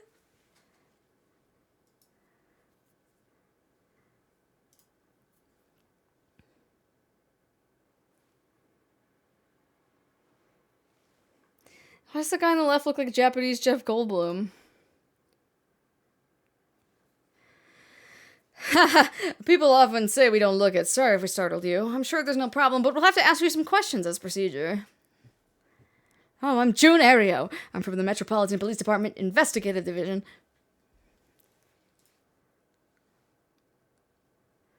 This old guy with the scowling mug is Chief Inspector Tetsuo Tsutsumi, my superior officer. You wouldn't guess from that frown, but he actually has quite the sweet tooth. Ario, quit babbling.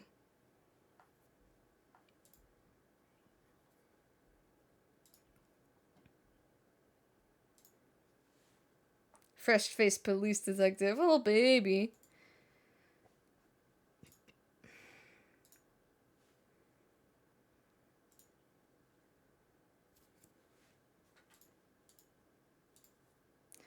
Can hardly believe how calm I am. I just need to keep a cool head and not panic.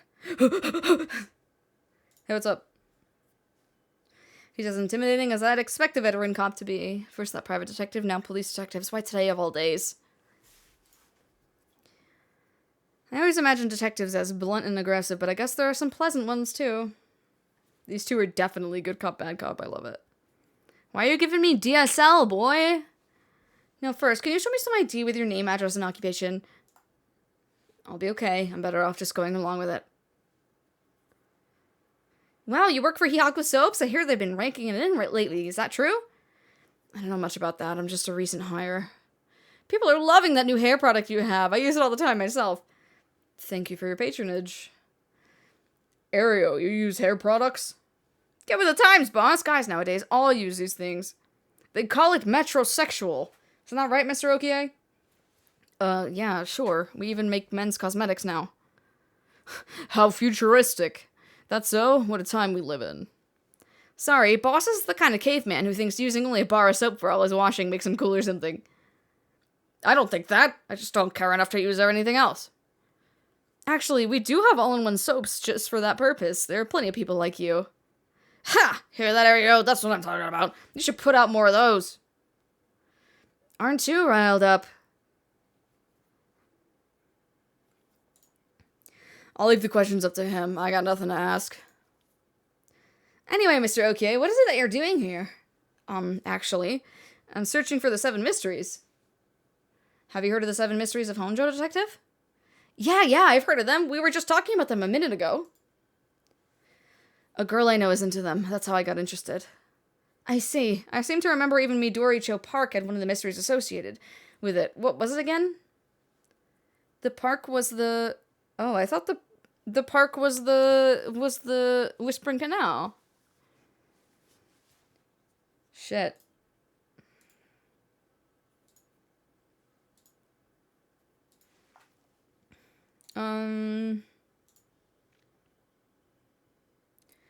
Yasuda Gardens.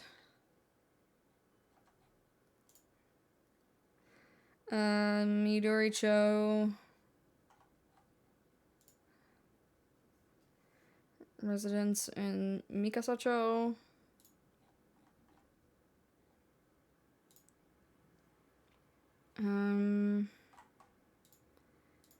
Well, you said,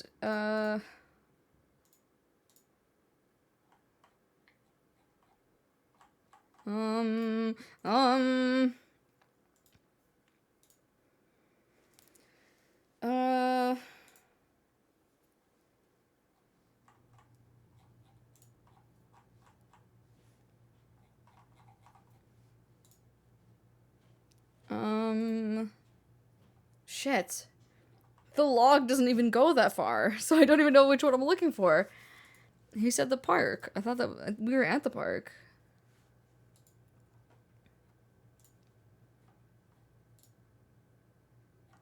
But it must be the Taiko, right? He said Midoricho, right?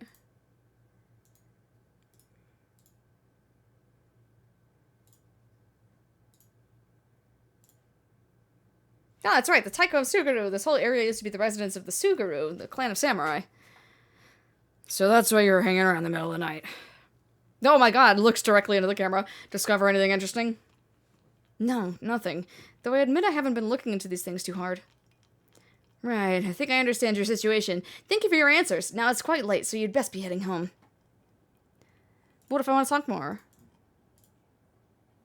What if I want to kiss your DSL? Check that out.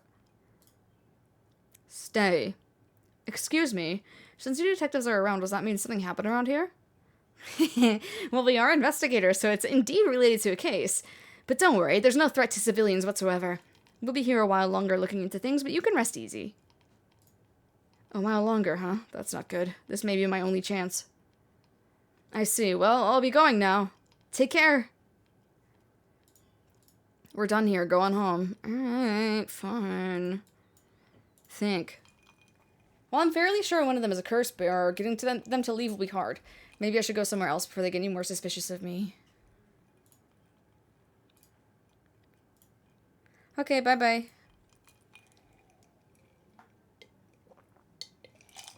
I'm sure it's the baby detective because he's the more innocent of the two.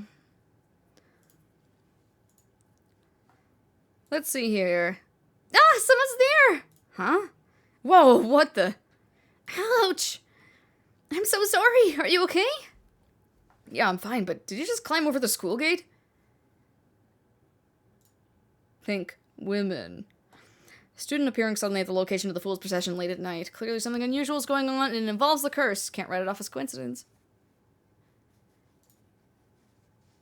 Girl in a school uniform came climbing over the front gate. She must be a student here. The thing she's hiding in her hand. Oh!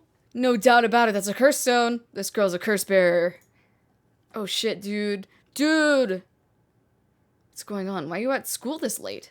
Well, I'm really sorry. I'm a big hurry right now, so I gotta go. She's just a student. I don't want to kill a teenager. Hey, wait. Huh? The curse? Why? I did not hit the chat, I did not hit the fucking kill her button. Why does this keep happening? Does it use it whether or not? Should I have just sat there and waited? Like, is the only way to not curse them to just sit there? Like, is it legitimately like a quick time event? Like, do I just sit here and not click anything? Because I didn't click the button. I'm not doing a bit. I swear to God, I'm not doing a bit because I don't want to kill all these people. Like, the thing is in the top left, and you saw my mouse did not move from over here. I had a curse bearer. This is working. I just have to keep it up. Is this like the fucking Last of Us, where they're like, oh, the player has freedom of choice, but actually it railroads you into being a terrible person? How many more do I need? 1, 2?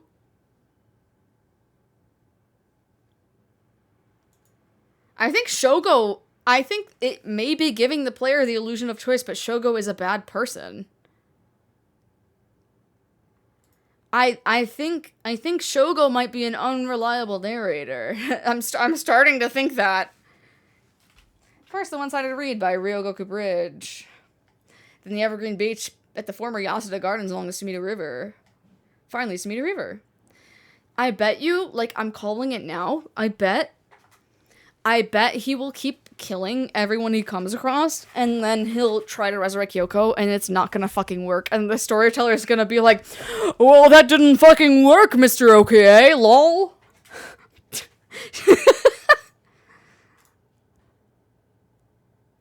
I can picture it. I can absolutely picture it.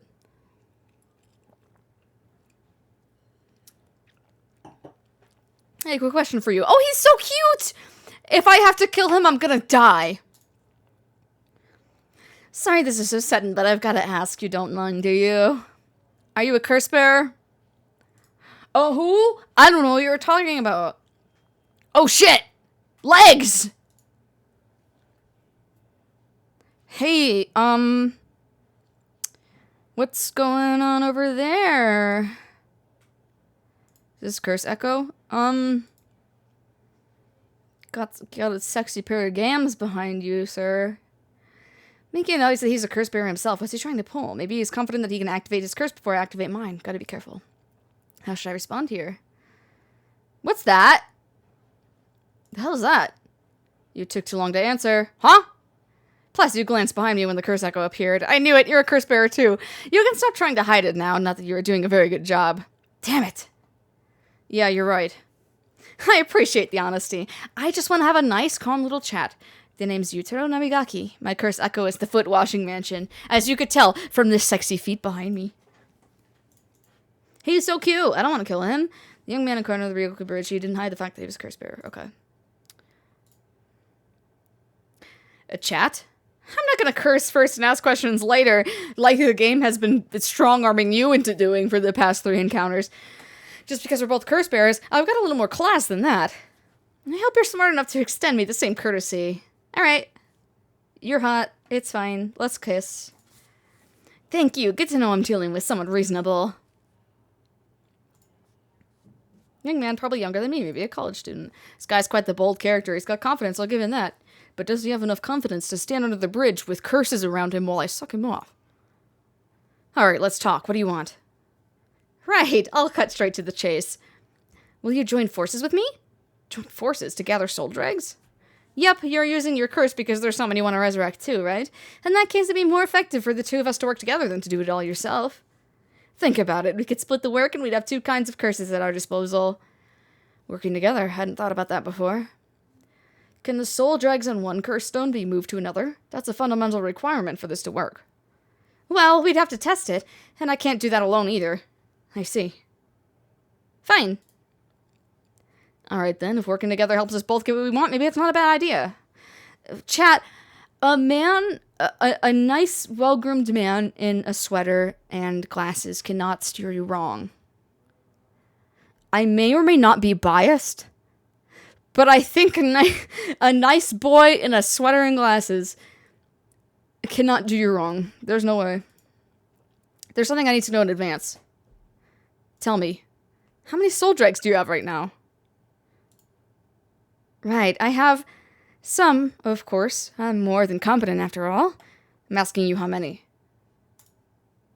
I'm at 1%, but don't worry about it. My curse is so easy to activate, I'll have plenty in no time. So he only killed an innocent person. He killed an innocent person and that was it. This is how Ted Bundy got people. Jesus Christ, Andy. I bet you haven't managed to get any on your own, have you? I'm at 67%. Huh? Say, what? See, this, okay. Now I fully believe that it's been strong-arming me to like, plot kill. Because otherwise we couldn't have this interaction. If it didn't force me to kill all those other people, I would still be at, like, the 1%. That's the amount of soul dregs I have in my curse stone right now. Say, what? Wait, are you serious? You're not even close to being on my... You're 100 years too early to be on my level. I'll keep gathering soul dregs on my own. Let's forget about this joining forces business. You've got to be kidding me. Huh, I call your bluff. Don't think you can scare me off so easily. I see, that's too bad. If you don't feel like talking, then you leave me no choice. I even gave you a chance to come out of this alive. Real shame you're just gonna waste it. I'm sure that was just a cut to whatever, like, this is what it would have been if I said this is going nowhere. That's what it feels like, because it felt very abrupt in that, I see, you give me no choice. What are you... What the... Is this the voice of the curse echo? And it's like, thank you so much, chat, for gifting me this ASMR mic so we can do foot washing ASMR on the stream. That's the curse echo voice. Among the 7 mysteries, the resentful memory of the foot washing mansion is particularly strong. You can't block it out by plugging your ears. As soon as you hear the voice of my curse echo, it's the end for you. Damn it. Well, I got foot squashed by doing nothing. Hey, storyteller, what the fuck? My, Ko, you seem to have arrived at a less than favorable result. This is mere conjecture on my part, but you have a way to evade curses that no one else is capable of, do you not? Fear not, you may make as many attempts as you please from the conversation with Utero. That's OP, you can't do that. Yeah, you can't just stomp on me. Remember to ward off the curse before it's activated. But bear in mind, Shogo Okie has no way of realizing it himself, so you must react for him. Okay, yippee. Should I just kill him? Crossing the river leads to Nihonbashi, Bakurocho, and Cho City. Okay, yippee, yay. Think. Jabba to do curse bearers? What's he trying to pull? Surroundings. The canal where the one-sided reed grew is supposed to be around here somewhere, but now there's no trace of it left. Oh my god! Who the fuck is this? What the? How did you... Oh, don't mind me. Yutaro said he wants to talk. You better answer quickly before, well, you know what? Who the fuck? There's a woman behind him. What does she have to do with this? Are the two of them gathering soul dregs together? She must be also a curse bearer, I think. She must be. She must be. And maybe I think she's the one that actually killed me. I can't talk to her, though.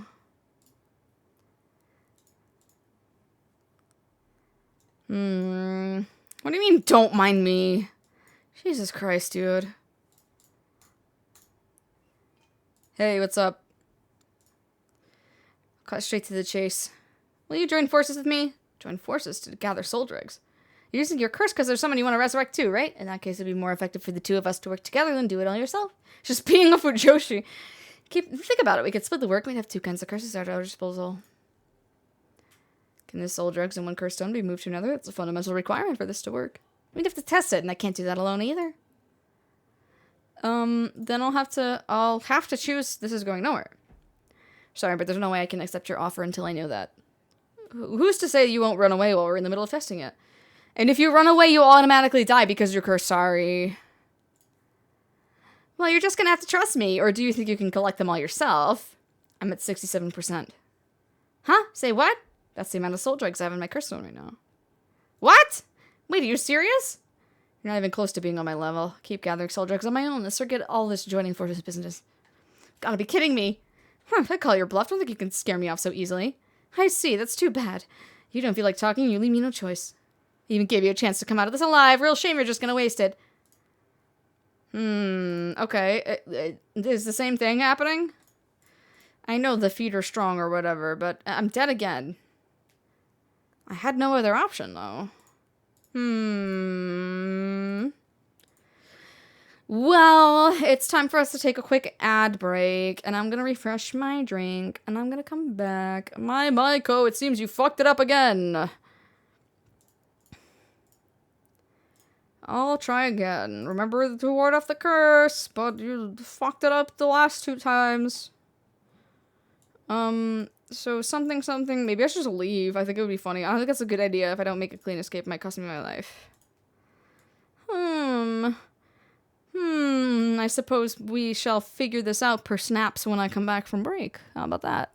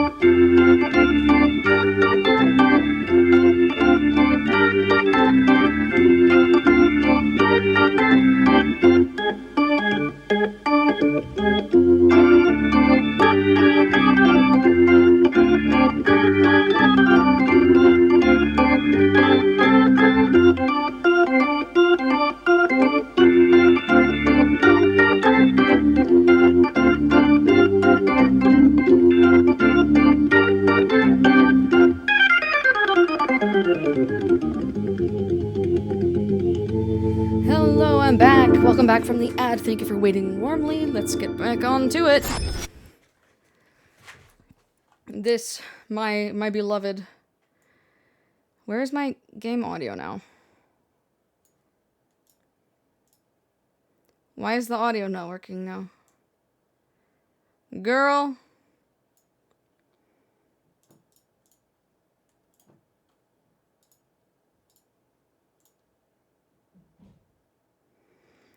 Girl. My game audio stopped working. Yeah, this motherfucker messed up the audio. That's so fucked.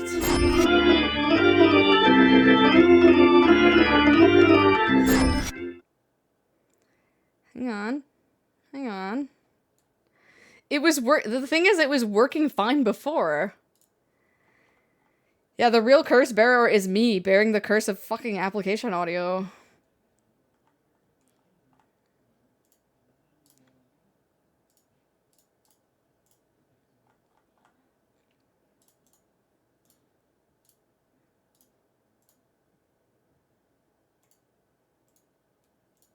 If I have to recapture this bitch, I'm gonna be so mad.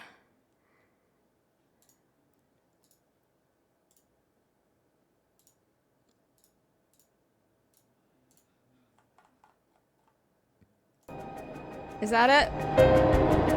Is that the right one?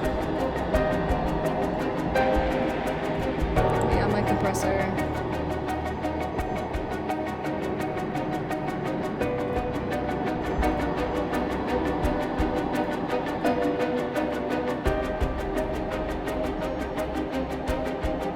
Alright, there we go. Is that good? Is that better?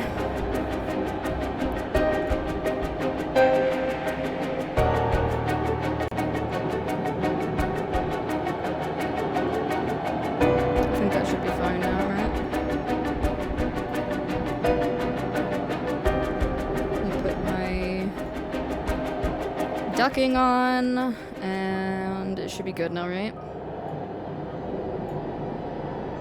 I think. Are we Gucci? That should be fine. So I'll mute the regular capture in case it decides to start working in the middle of this, which would be really fucking annoying actually if it did, but I think we've got it. I think we've got it now. So I hope everybody got up and stretched and got a little drink, got a little snack, whatever you wanted to do. Welcome back. Thank you for waiting warmly during the ad. We're back at it again with Paranormasight. And what the fuck is going on with this guy? Join forces, blah blah blah. But I don't want to, actually, so I'm going to... Fine. But I can also... kill him. I don't want to kill the cute boy, though, is the thing.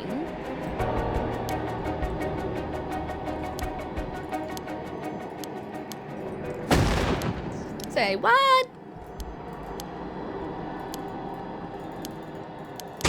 So what's up with the woman, then? Because I can't interact with the woman at all, other than like, talking to her once, and she's like, don't talk to me. So let me see. Let me see what other options we have. I wonder if there's something else we can do. Whoa, Ko, you fucked it up again. Crazy. Wait, did he say something? You've already learned how to avoid hearing the voice of the curse echo somewhere. Did I? Did I? What? Huh? Hold on.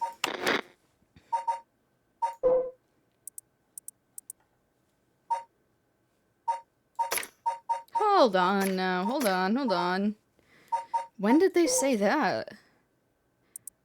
Curse echo isn't itself a curse. A possessed curse bearer can inflict on the curse upon others at will. A curse that comes with a curse echo is considered very powerful in and of itself. Ordinarily, those with no spirit sense would not be able to perceive a curse echo, but anyone who becomes a curse bearer can see other curse echoes. You could spend 5 tool bucks. There's definitely something in here, then. What the fuck does he mean we've heard how to avoid that already?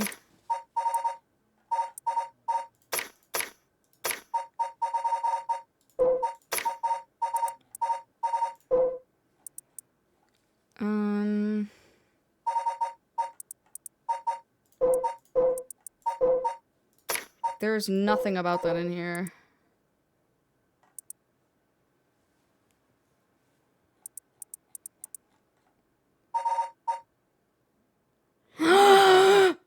You can set voice volume to 0.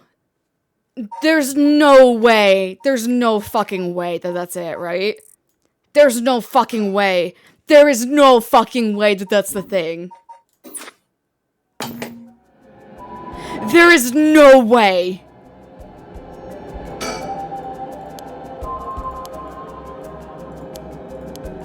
I'm going to go insane if that's the actual thing.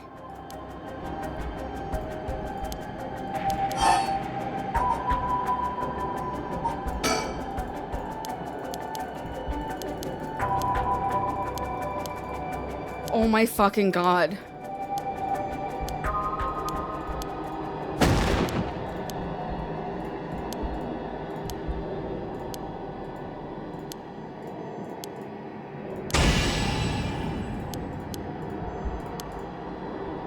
Can't block it up by plugging your ears. As soon as you hear the voice of my curse echo, it's the end for you. But I can't hear it! No way!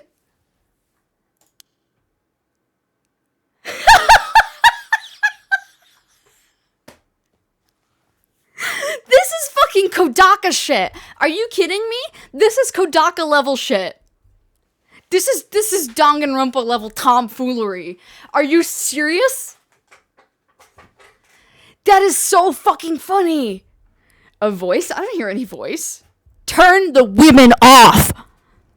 What? There's no way. And yet there he is, perfectly unharmed. How? What's going on here? I don't completely understand it myself, but his curse's conditions don't seem to have been met. This is my chance. Yutaro, your curse won't work on me. I simply turned the volume down on my game. I will never listen to women, especially only women's feet. I'll let you off easy today, so get the hell out of here. You son of a... Huh, fine. I'll be on my way then. But mark my words, I'll make you regret this. Chat, should we kill him? Open up the polls. Open up the polls. Open up the polls. Do we kill the cute boy? I don't want to kill the cute boy, chat. Do we kill the cute glasses boy? Yes or no?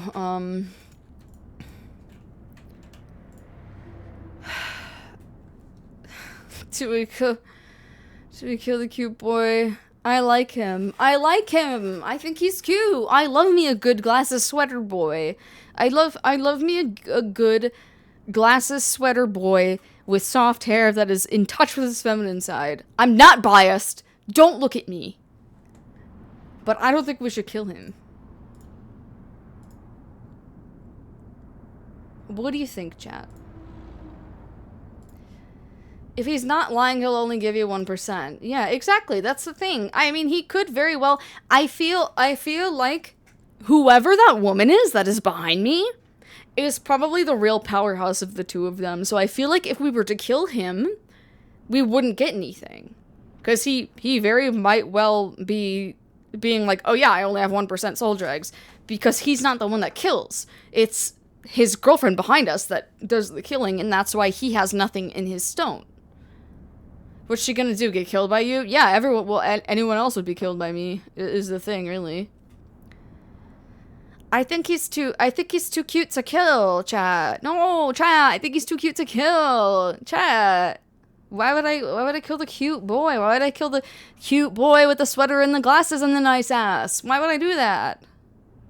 I have no reason in my entire 30 years of life. I have no reason to kill a cute boy with glasses and soft hair and a sweater and a cute ass.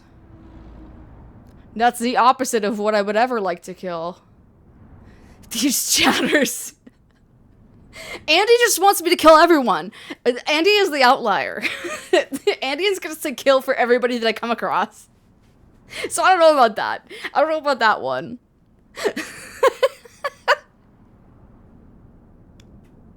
Andre already went to bed, but I think that Andre also would probably say to fucking kill everybody.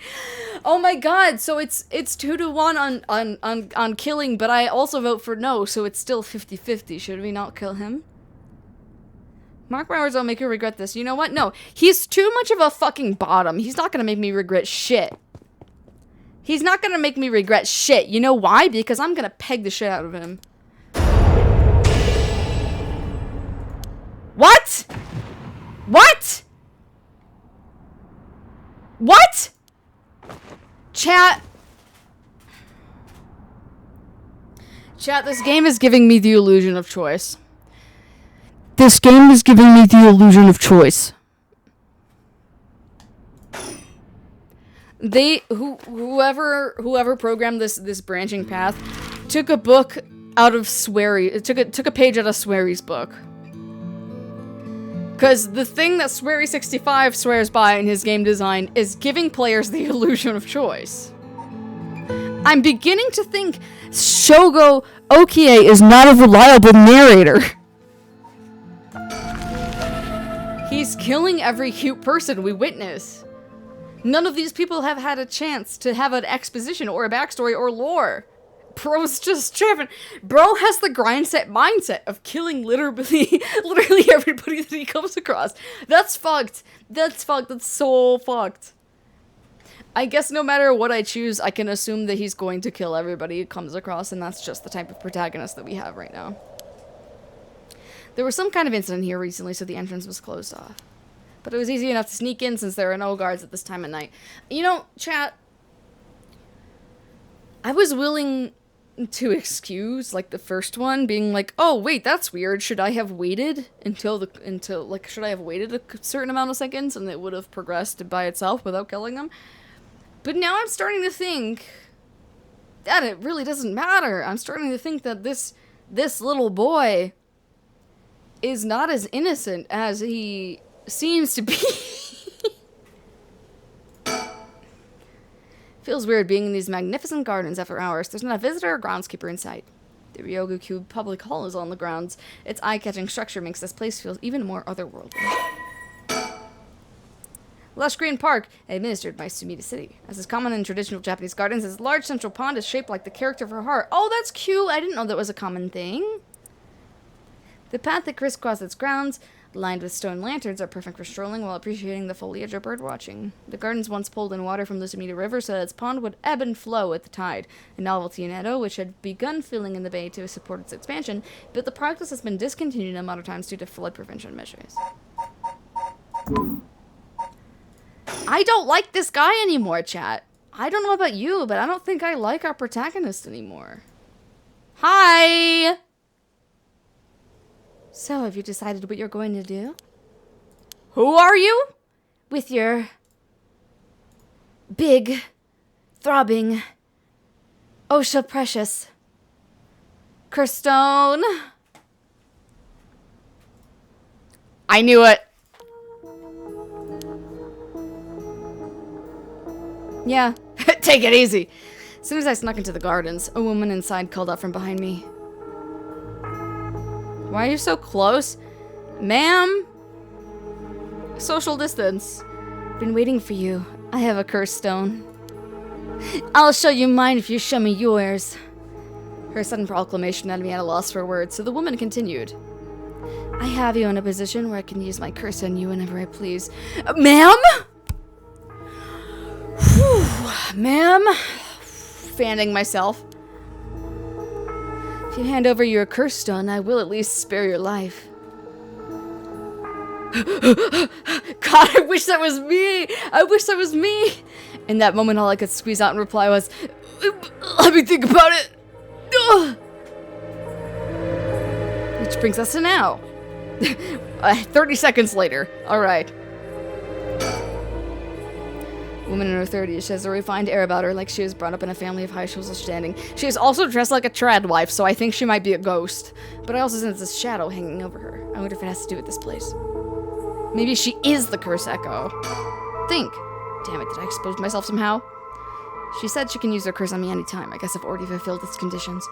It could be a bluff, but since she has to have information on me, it's probably true. Can't hand over my curse stone. I need to figure out how her curse is activated and find a way out of here. For now, maybe I can get some information by talking about something that catches her interest. Like my cock. Alright. Hey, what's up? What's up, shorty? Don't tell me you still haven't made up your mind. Such an indecisive man. Wait, I might hand over my curse stone depending on certain things. Will you hear me out for a moment? Like, on how good of slop you give me. Did you see that expression? She would rather kill me than listen to me. Sure, go on. Introduce yourself. We're gonna talk. We should get to know each other better. My name is Shogo. Stop. Huh? Let's not do that, alright? If I know your name, I might start to feel sorry for you. And have a harder time killing you. You would? Then my name is Shogo, don't you think? Okay, then my name is Shogo 7. Oh no, is she counting down until she kills me? Take my curse stone, what are you gonna do with it? With your curse stone? It's brimming with soul dregs, isn't it? It's already killed so many, no? How does she know so much? I'd like to avoid such crude methods myself. When she goes into the sprite, she gets dead eyes. So I don't think she even really wants to do this. 6. So I have, okay, yep, she's definitely counting down. I'm definitely going to die if I don't choose the right things. I'm going to introduce myself again. What if you just tell me your name? Why? Well, I need to call you something. Then call me ma'am. Call me mommy. Oh, mommy, don't kill me. Alright, ma'am. Yes, what is it? This is bad. She's completely running the show here. 5. I'm gonna do it again. I've had enough. 2 curse bearers. Shouldn't be carrying on like this. 4. What if I do it again, though? I think it would be funny. Oh, no, never mind. You want soul dregs. That means they're after the rite of resurrection, too. Not that I'm trying to compare our circumstances, but can I ask what led you to this? Oh, my. Do you mean that if my situation is more dire than yours, you'd give your curse stone to me? Sure, I'd consider it, so tell me. Liar. Huh? You wouldn't hang your fate on something as superficial as that. Nor would I. 3. What if you do?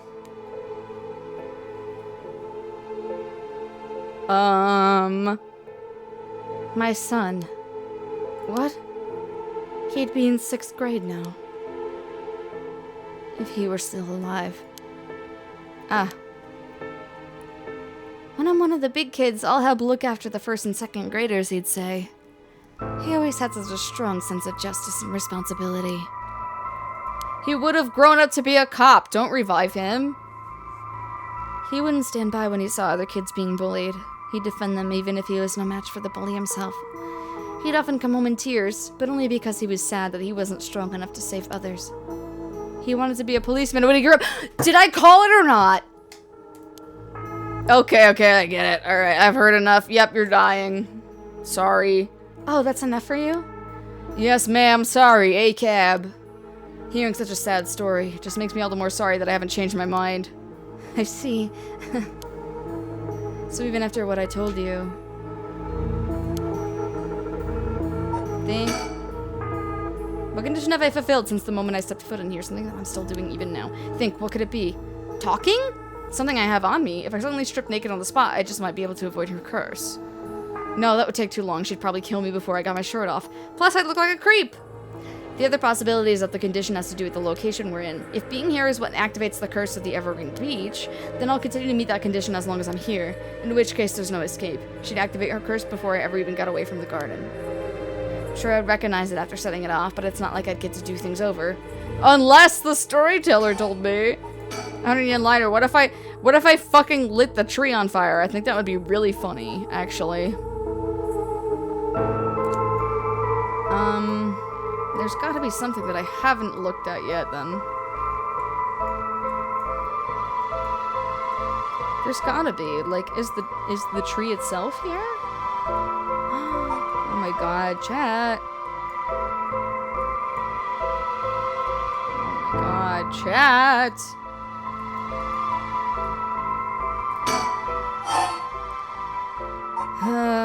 Let's do it again. Still one-handed over. What? She didn't even give me any fucking... Take soul drugs from other cursed bearer stones and add them to your own? Who knows?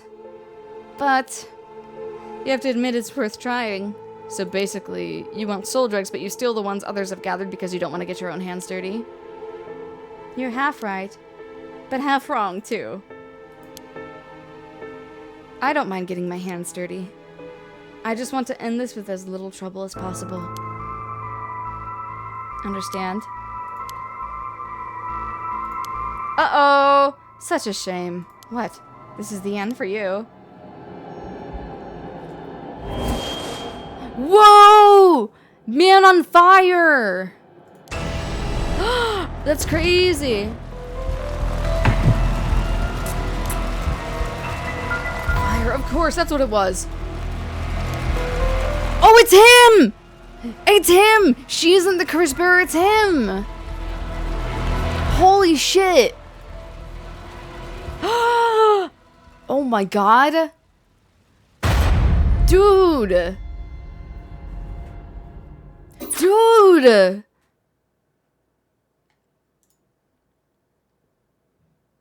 Hi, Maiko. You seem to have arrived at a less than favorable result. It's not at all in vain, however, as you finally realize that the curse is activated. Fear not, you may make as many attempts as you please from the conversation with the lady. Shogo doesn't look okay after that. Bear in mind, Shoujo Okie has no way of realizing it for himself. Surroundings. Shogo Okie, my beloved. Think for a little bit.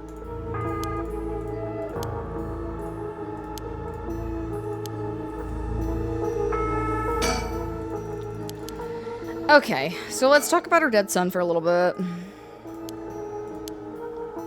Wait, I hand over my curse stone depending on certain things. Will you hear me out for a moment?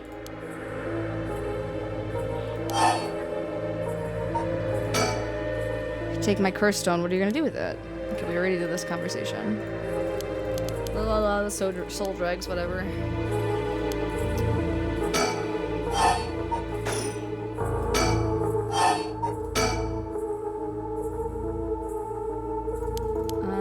This is the one we did right before we died last time.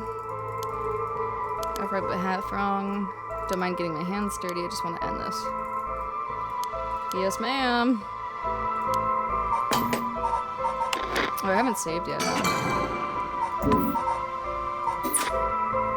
So, let's talk some more about it. How do you know you haven't already set off my curse? Go on then, use it. If I had, you could have activated it without all that bluster. And yet here you are.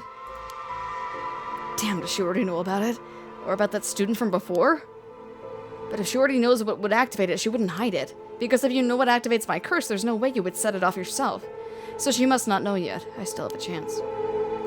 Or she does, because if I knew that walking away from somebody would kill me, I would not walk away from them at all. Listen, I don't want you to get the wrong idea. About what? Talking like this instead of killing you immediately? It's just a whim of mine. What I mean to say is that you were never in a position to bargain. Okay. Okay, ma'am. You actually can't kill me, can you? And that strange countdown from before, too. It's all just a bluff to threaten me.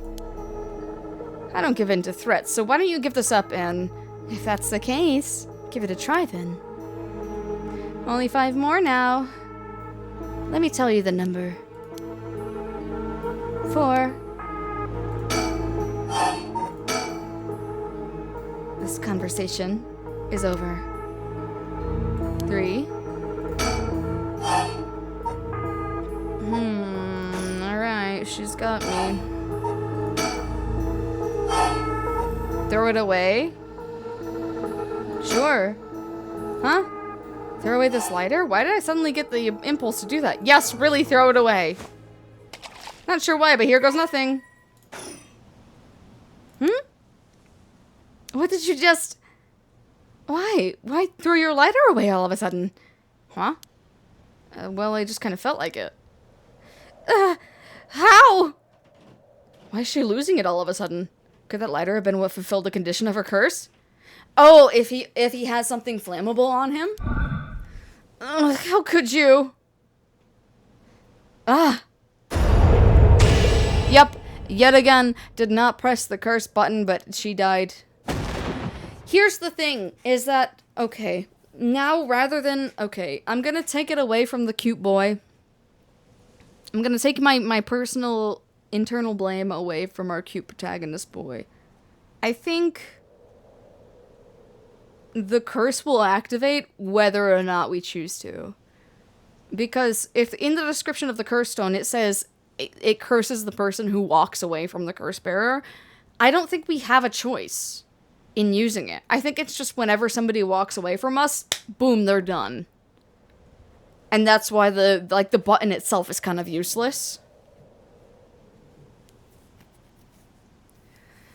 This can't be my Suichi.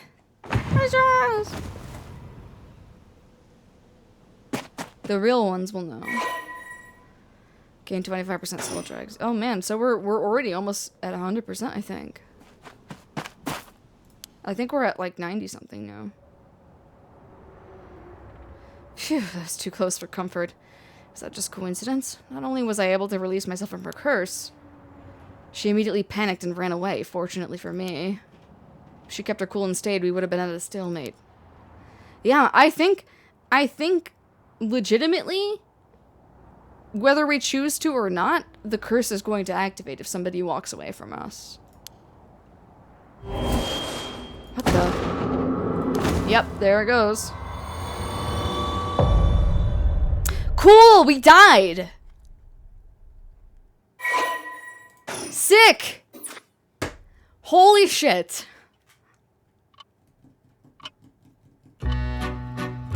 Are you fucking kidding me? Pardon the interruption, but I'd like to take this chance to tell you about the story chart. This is the screen which will appear when you open the story chart. From here, not only can you see the overall structure of the current story, you can also progress along different branching routes by playing past stories over again. We could call this exactly the power that Shogo Okie had sought after. Normally, you would have been able to use the story chart feature freely. However, due to certain circumstances, it has been locked until now. From here on, you will return to the story chart from time to time at breaks in the story. At those times, you will choose for yourself which story you wish to continue next. Reminds me of Virtue's Last Reward. Yeah, it's kind of like the Nonary games, and also like you know, Kodaka's World's End Club, which I love, also has a thing like this, where once you make a gravitational decision, it's like, oh yeah, you have a story chart, by the way. And also the Somnium Files does this. Once you play through the game once, you can go back and go through the decision tree to like find another story. And I think that's really nice. I think it's nice. So you can have the experience of like a new game plus, but also you can kind of pick and choose where you're going back to the story with. So I love that. That's good game design in my opinion. Thank you, storyteller. By the way, should you use the story chart to replay a past event, do you know what you must do and where? Of course you do, after all. You've gotten this far. What trigger did Yoko Fukunaga set off that led her to dying the way she did? You've come this far several times, so I have every confidence you'll be alright. As long as you make sure not to do that thing. However, like with the lighter in the voice earlier, Shogo Okie has no way of knowing that himself. The voice thing was ridiculous. On that note, I'm curious. Have you determined how many people Shogo Okie has killed with this curse? Oh, fuck! Chat! I don't think he killed Yoko, is the thing. Because we hadn't touched the stone before that. So if we're not counting Yoko, then it's Yumioka, it's the guy in the alleyway, it's the cute glasses boy, and it's the woman just now. So that's 4 people, right? Oh, and the student, so 5 people. It's still 5 people.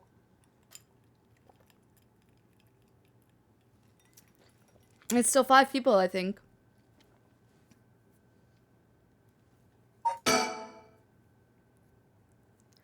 I see. So that's your understanding of things. As it turns out, the correct answer is... 4. Oh, who out of those people did we not kill? Oh, it must have been the guy in the dark. I think it must have been the guy in the dark because we couldn't see them. So I think there was somebody else involved in that incident. There's 7 wonders. Yeah, but he's talking about how many people, like, he killed, like, Shogo killed with the curse. And we've only met 2 other curse bearers so far. Man said, interesting, no notes. Yeah, but, I mean, he said that the answer was actually 4. So one of those 5 people wasn't actually us. Because there was Yoko, and I was not counting Yoko because that was before we got the curse stone. So there was Yumioka, there was the guy in the dark alleyway, there was the glasses boy, there was the student, and there was the woman just now. So one of those 5 people didn't count. So I think it was either the guy in the dark or it was the glasses boy because that woman was standing behind us. Dark glasses student woman. But no, we killed Yumioka though. We obligatorily killed Yumioka because you guys voted for it. So that Yumioka is the only time that I actually pressed the use curse button. So it's Yumioka, the guy in the dark, the glasses boy, the student, and the woman. So one of those 5 wasn't actually us, even though for 4 out of the 5 I did not press the curse button. And that's what's killing me. That's what's killing me, and that's how I realized earlier, like, no matter what we do, he's gonna use the curse. Like, he's an unreliable narrator. So no matter what we did, whether we pressed the use curse button or not, those people still would have died. And then it's up to reader interpretation which ones were actually his fault. So let's go back to part 2. How's the right related to the mysteries? We'll see if we can take a different branch from here. Mention the Rite of Resurrection. Are you looking for that too? Does it have something to do with the 7 mysteries of Honjo? Oh, you're sharp! I could cut my finger on you. To tell the truth, it's actually the other way around. What do you mean? Well, I started off searching for the Rite of Resurrection, but along the way I realized I needed to investigate the 7 mysteries of Honjo first. I see, so then... why are you looking for the Rite? If you're looking into a way to bring someone back from the dead, does that mean you've got someone you want to bring back? You know what? Forget it. It came to mind, so I thought I'd ask. I didn't mean to pry, sorry. No, it's fine. I figured I need to tell you at some point. It's Ogopogo. Ogopogo? Yes, I want to bring Ogopogo back to life. He died in an accident about a month ago. Ogopogo died? Oh, right. Ogopogo was my dog. I had him for 8 years. Ah, okay, your dog. Gotcha. You spent a long time together. Losing him must have been really hard for you. Yeah, to be honest, I'm not sure if the right even works on dogs. But as soon as I found out about it, I knew I had to give it a try. Don't think I could forgive myself if I just let the opportunity pass by. Definitely. Now I understand why you feel so strongly about it. Thanks for telling me. I know this must be hard to talk about. But you know what? All that led to me meeting you. So at least something good came out of it. That doesn't mean I'll stop looking, obviously. I'll do everything I can to help you. Yay, I'm so glad to hear that. Let's keep up the hard work then, yeah? This is dialogue that we got before, if you don't mind me skipping it.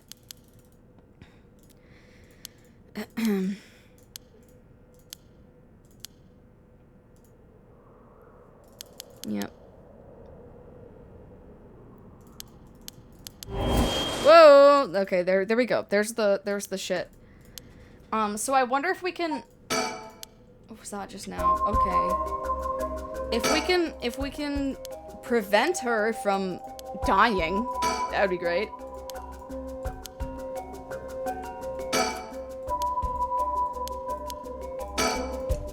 She's in no condition to talk. Keep yelling her name. Yeah! What? Is calling her name really gonna help? I'm already yelling as hard as I can. Shouldn't I look for what's causing this? There's nothing there! Yoko, hang in there, Yoko! Look at me, you're gonna be okay! It's alright, there's nothing there! Yoko! Never mind, I guess it didn't change anything! Fucked!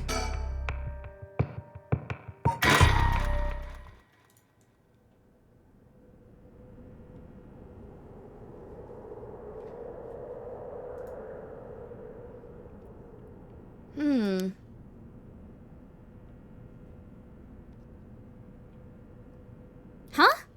Oh, good, you're awake. What? You okay? You were so rattled and confused, I thought you'd really lost it. Do you feel dizzy? Have a headache? Are your humors off balance? Wait, what did you say? I think I've heard that before. You're the one who said it earlier. Oh, right. That might have been it. My humors were off balance. I had an overcompensation of bile. What, back there? You ended up like that because of your humors? Yeah, I've heard that at this age your humors might wow. I've heard that at this age your humors being even a little bit off can be fatal. If you have a buildup of bile or melancholy, I would assume that would take down your quality of life severely, actually. Sure, you're back to normal now. Yeah, I'm sorry. I didn't mean to cause you so much trouble. But I really don't remember what happened. Sounds like what happened to me. Maybe this place is dangerous somehow. Oh my god, are we gonna be able to do like a branch even earlier than this, where we're somebody other than Shogo? Say what? Are you backing out? Yeah, it just doesn't feel safe to me, and I'm worried about you. Let's call off today's investigation. Come on, I just started feeling back to normal too. Nope, not happening. Go home. I'll even pay your cab fare, okay? Send me a ticky. I ended up having to force a still protesting Yoko into a taxi. Even then, she still wouldn't stop complaining. So to placate her, I promised I'd search the park on my own for a little while longer. It was a stupid idea, actually. Jesus, man.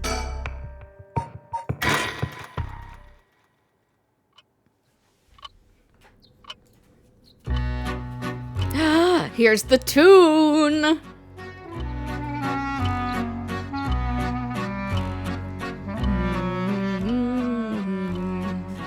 In further news... He ended up dead? Before dawn today, a police officer on patrol discovered a man collapsed in Sumida City Park. Oh my god! The man was taken to the hospital, but his death was confirmed shortly after. Holy shit! Investigations are still underway, but police suspect a connection to the other unexplained deaths found in the area around the same time. Holy shit, chat! No way!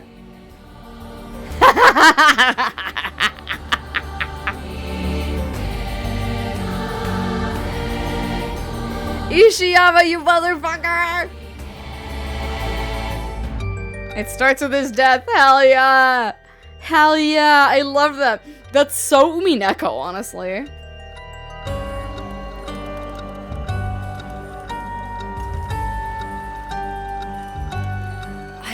I love shit like this. I love this so again, Kobayashi! Of course!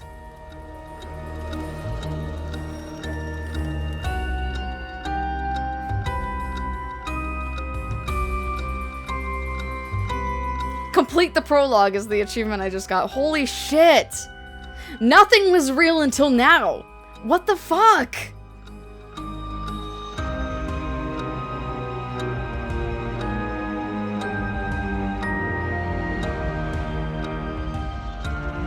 Ken Kobayashi, my fucking beloved. I see, when I noticed the eyes, I was like, that's fucking Tui and Musashi shit. It's Ken Kobayashi. That's the Tui character artist.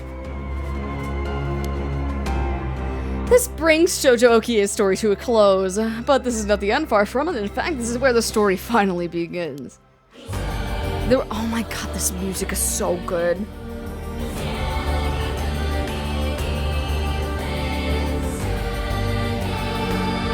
Fuck, Channing, are you still in here? Holy shit.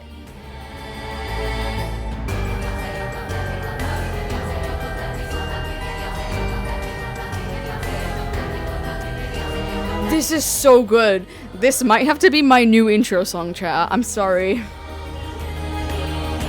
This is awesome. The roots of the three protagonists have now been unlocked. Harue Shigima, a woman who lost her son when he was kidnapped and murdered. Oh, I didn't know she would be a protagonist. That's so cool. And the detective, Tetsuo Tsutsumi, the chief inspector of the 1st Investigator Division, who is looking into the death of an officer in the line of duty. Yako Sagazaki, a high school girl who wants to bring her friend back from the dead, a girl who died in a suspicious suicide. Wow, I really thought the Glasses Boy and, like, Yoko would be main characters. Each of them is burdened with circumstances that leave them no choice but to seek the right of resurrection. Following these three storylines will reveal the full nature of all that's occurring. With that, please enjoy the continuation of this tale. Chat! Chat, I deadass was gonna stop this at a 3-hour stream. But considering that we just reached the beginning of the game now, I think we have to keep going. I really think we have to keep going. So now, the question stands, who should we start with, chat? Do we want to go with the detective, the student, or the woman who literally just fucking tried to kill us by immolation? That's so cool. I love shit like this, and like Kodaka did it so well with one of the Danganronpa games in which like you think that you're this character but they fucking die. Like in that kind of perspective changing and the unreliable narrator, like that's how that's the shit that I really like. I love having unreliable narrators. I love having main characters who just fucking bite it immediately. I think that's amazing. That's incredible writing. But who's chat feeling? We have a couple minutes until the next break. So chat, let me run another poll and you can deliberate. You can deliberate who we're gonna choose. Who should we start with? And I'll do woman, detective, or schoolgirl. Let's go. Chat, let's go. Can't let a woman have hobby. Alright, chat, should we start with woman, detective, or schoolgirl? I'm running a poll right now. Go ahead, vote. Vote now on your phones. And we'll definitely we'll do at least another hour of this game today, because this is great. I already knew that I was gonna love this game, but this is enrapturing at this point. So we need to go through at least one person's story tonight for sure. I don't know how long like the individual storylines are, because I'm pretty sure like aside from these four, I'm pretty sure there's even more characters than this that eventually we'll go through. So if we can get through even like one character's like a portion of one character's story. People are voting for the woman. We're going like people are fond of the woman who lost her son so far. Let's see how that goes. Let's see how that goes. We're at a 2-1. Chat wants either of the women to win, either the schoolgirl or the woman who lost her son. Nobody cares about the Japanese Jeff Goldblum, unfortunately. Turn the women off. But that would only leave Japanese Jeff Goldblum. Everybody vote now on your phones. Vote in the poll in the chat. Do you want the woman protagonist, the detective protagonist, or the schoolgirl protagonist? We'll see who we start with for tonight.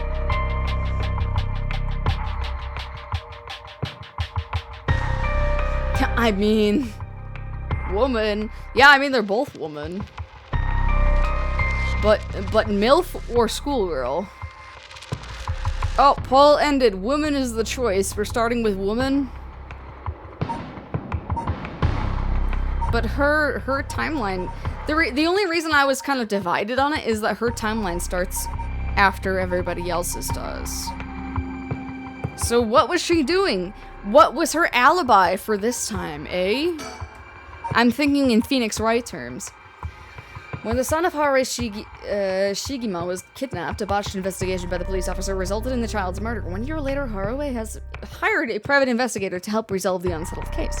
Late at night, while speaking to the detective at her home, something strange suddenly appears. Something malicious is brewing.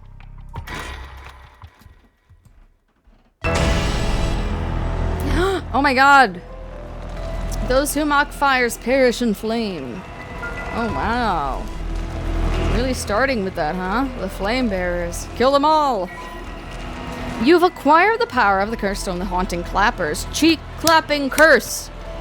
You can use it to kill those with fire or a fire-starting device on their person. Oh, okay. That makes sense. Alright, now we understand it.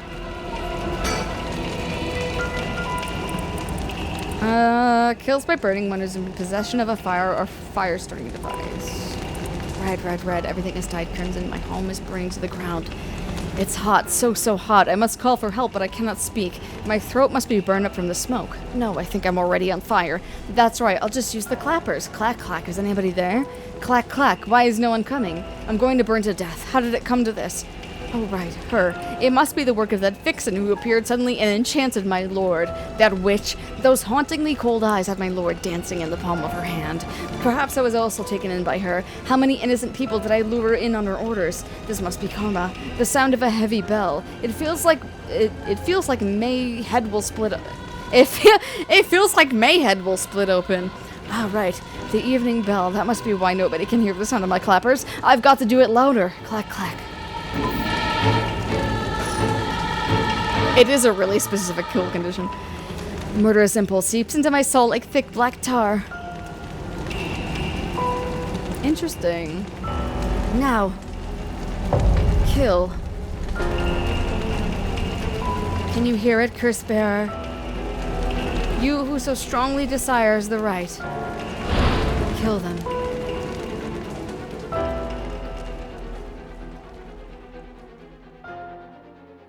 Yo, that's crazy. The clock strikes midnight. You suddenly have a desire to set people on fire. Back with me, ma'am? Richter Belmont? Can't say I understand what just happened, but it certainly seems to have put you in a good mood. Are you in a good enough mood to give me a little kiss? This might be the first time I've ever seen you really smile. She is not smiling, my dude. Sweet dreams. She is, my guy, she is not smiling.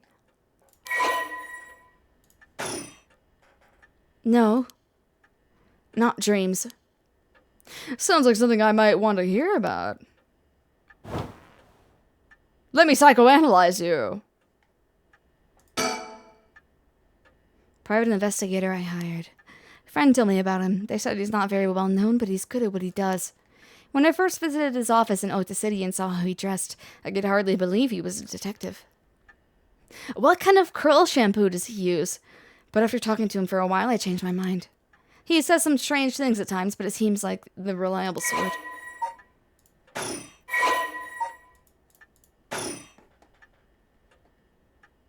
It was not a smile at all, that's the thing. But I wonder if that's kind of like a morbid joke of him, of like, she's never shown any expression at all, ever, because her son died, you know? We bring in someone to do it. I don't even know what the flowers are called. I think those are forget-me-nots, but they seemed a little too big for that, so maybe they're orchids. Old hanging scroll. I don't know who painted it. It's been hanging here since before I was born. Stereo unit with separated speakers designed for home use. My husband insisted on buying one, even though he isn't one to listen to music often. Whoa! What is that? Well, I'll be damned. Is that what I think it is? Goodness, you made me jump. It's just a silly little sticker my son got from somewhere or other. He put it up just before... well, you know what happened. I still can't bring myself to take it down. Let me take a closer look. Oh my god, what is that? I knew it. It's Head Hencho from way back in set number 1. That's a real collector's item. Excuse me? Don't tell me you've never heard of the Mockingbirds. The what? They're the hottest new craze. Cute little birds dressed up like rough and tumble delinquents. I love it! It's a fucking delinquent rooster. I just saw it. I just saw it with my magic eyes. I fucking love this. I've never heard of them, but this certainly seems to matter to you. The best part is nobody knows who made them. They just started showing up around town, and soon enough they'd won over everybody's hearts. The story goes is that they're made by some anonymous artist who covertly leaves them behind in specific locations. No one knows when or where they'll show up next. They're basically an urban legend of sorts. To think one would turn up here of all places. This is a good sign, I'm sure of it. Oh, well, that's nice. Delinquent cock discovered. That's got a thing now. Popular bird mascot stickers seem to pop up everywhere. Nobody knows who the legendary artist is behind these quirky birds, but they quickly became popular for their surreal yet oddly cute designs. Be in the right place at the right time in Honjo, and you might be able to find all 20 of them scattered around. Oh my god. Oh my god. That's so cool. Okay, alright. Yeah, alright, alright. What if her dead son was the artist all along? I think that would be brazy. A color television! Father bought one as soon as it hit the market. He likes to have the latest gadgets. Unlike the latest models, there's no remote control. We've had it for a long time. Back when it was new, we all gathered around it and marveled at it as a family. But with Father and my husband being away so often, it quickly fell into disuse. Fax machine! A fax machine. It can send images to other places along the telephone network. I don't really know how it works. Most houses don't have one. I rarely find a use for it. The guest table. I don't know where Father got this old thing from, but I never liked it. Alright, it's just wood. What do you want? Victor Kai, my beloved. Let me bring you up to speed. We were in the middle of a chat when you suddenly started spacing out, and the whole time you were grinning to yourself like you just won the lottery. Care to tell me what that was all about? Well, where to start? I dreamed that I killed a young man. It was really funny. Interesting. Very interesting. So the haunting Clapper's curse echo appeared out of nowhere, told you how to perform the rite of resurrection, and gave you the curse you'll need to do it. Have I got that right? That's right. So it's all real. Honestly, I still find it hard to believe, but I guess I'll have to now. Excuse me. Oh, shit! I saw the cursed stone appear in your hand myself. It looked like it popped clean out of thin air. With evidence that clear, there's no denying that there's some supernatural force at work. If he saw it appear in her hand and he picked it up, that means they both have that ability. I'm calling that right now. And that's why Shogo saw him behind her. I don't think you quite understand. Oh? This isn't about evidence and it isn't about belief. It's more than that. I know it's real. The moment the curse appeared, I knew everything before it even said a word. It was already there in my head as clear as day. You just knew, huh? It was etched into my soul, along with the curse echo's resentful memories. So I can feel it, what it was like. Ugh! Dying like they did hundreds of years ago. Wreathed in flame, writhing in pain as my flesh blackens and my blood boils. I can feel it. All the agony, all the rage. It fills me with bloodlust. I think I need to kill someone. Anyone will do, just as long as they're carrying fire. Maybe don't. I see, that could be a problem. You think so? Yes, you'll go to jail, actually. From what I know of you, I'm sure you'd see it as an opportunity. The stronger the desire to resurrect someone, the stronger the urge to kill. That's how it seems to me, anyway. Good grief, talk about a spanner in the works. I say we take stock for a moment, remind ourselves where we've come from and where we're going. That'd be a good idea. It might also be a good idea to take stock and take a quick ad break. To get up and stretch, get a drink, get a snack even. And we'll be back in a couple minutes.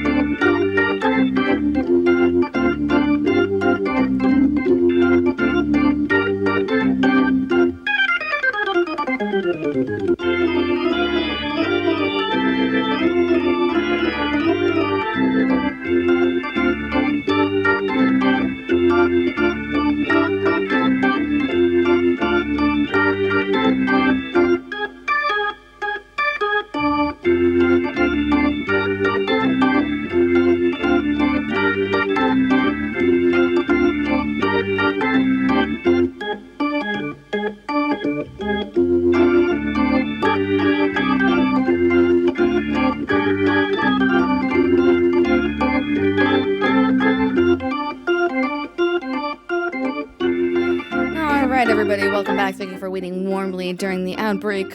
We're jumping right back into Paranormasight with our funny little fedora man.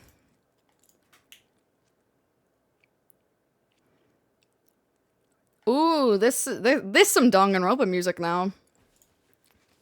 My heart's still racing. This is it, my chance at long last. That's what you hired me for, ma'am, to look into your son's kidnapping last year.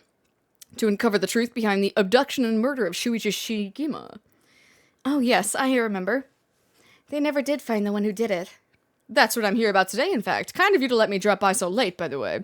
I've been turning over every last stone, and I've come with a grand total of 1 lead. So you said? As far as the police are concerned, it's a cold case, but I've managed to make some headway. I remember, you were just about to tell me. A kidnapping and murder case that took place in Honjo Sumida around 1 year ago. Haruo Shigima's son, Shuichi, age 11, was kidnapped on his way home from school, with a ransom being demanded that same evening. Initially, the kidnapping was thought of as a simple extortion scheme, but when it came to light, the Shigima family was closely tied to the police, and Shuichi was in fact the grandson of a senior official. It was quickly assumed the perpetrator was acting upon a grudge against the police force. Who wouldn't, am I right? The kidnapping was treated as a direct attack against the good name of the police, and a large-scale investigation was launched that used the best equipment available to trace phone calls. This made it all the more embarrassing when they were unable to catch the culprit, losing the public's confidence. The culprit grew cocky, relentlessly mocking the police force. After 3 days of failure after failure, Haruo reached a breaking point. Spurred by concern for her son, she resolved to hand over the ransom money as fast as possible. But her husband and father, who... I don't like that it combines them like that. Her husband and father, the same person, who held the prestige of the police in high regard, refused, saying that they would not let the criminal win by giving in to their demands. The increasingly frantic detective assigned to the case lost his temper when the criminal called to give an ultimatum, causing the culprit to never make contact again. Another week passed, and Shuichi's body was found floating in the Sumida River. Shuichi's death could be largely ascribed to the police's incompetence, but this was ultimately covered up with stringent media embargoes. The investigation was never closed, but the case has long gone cold.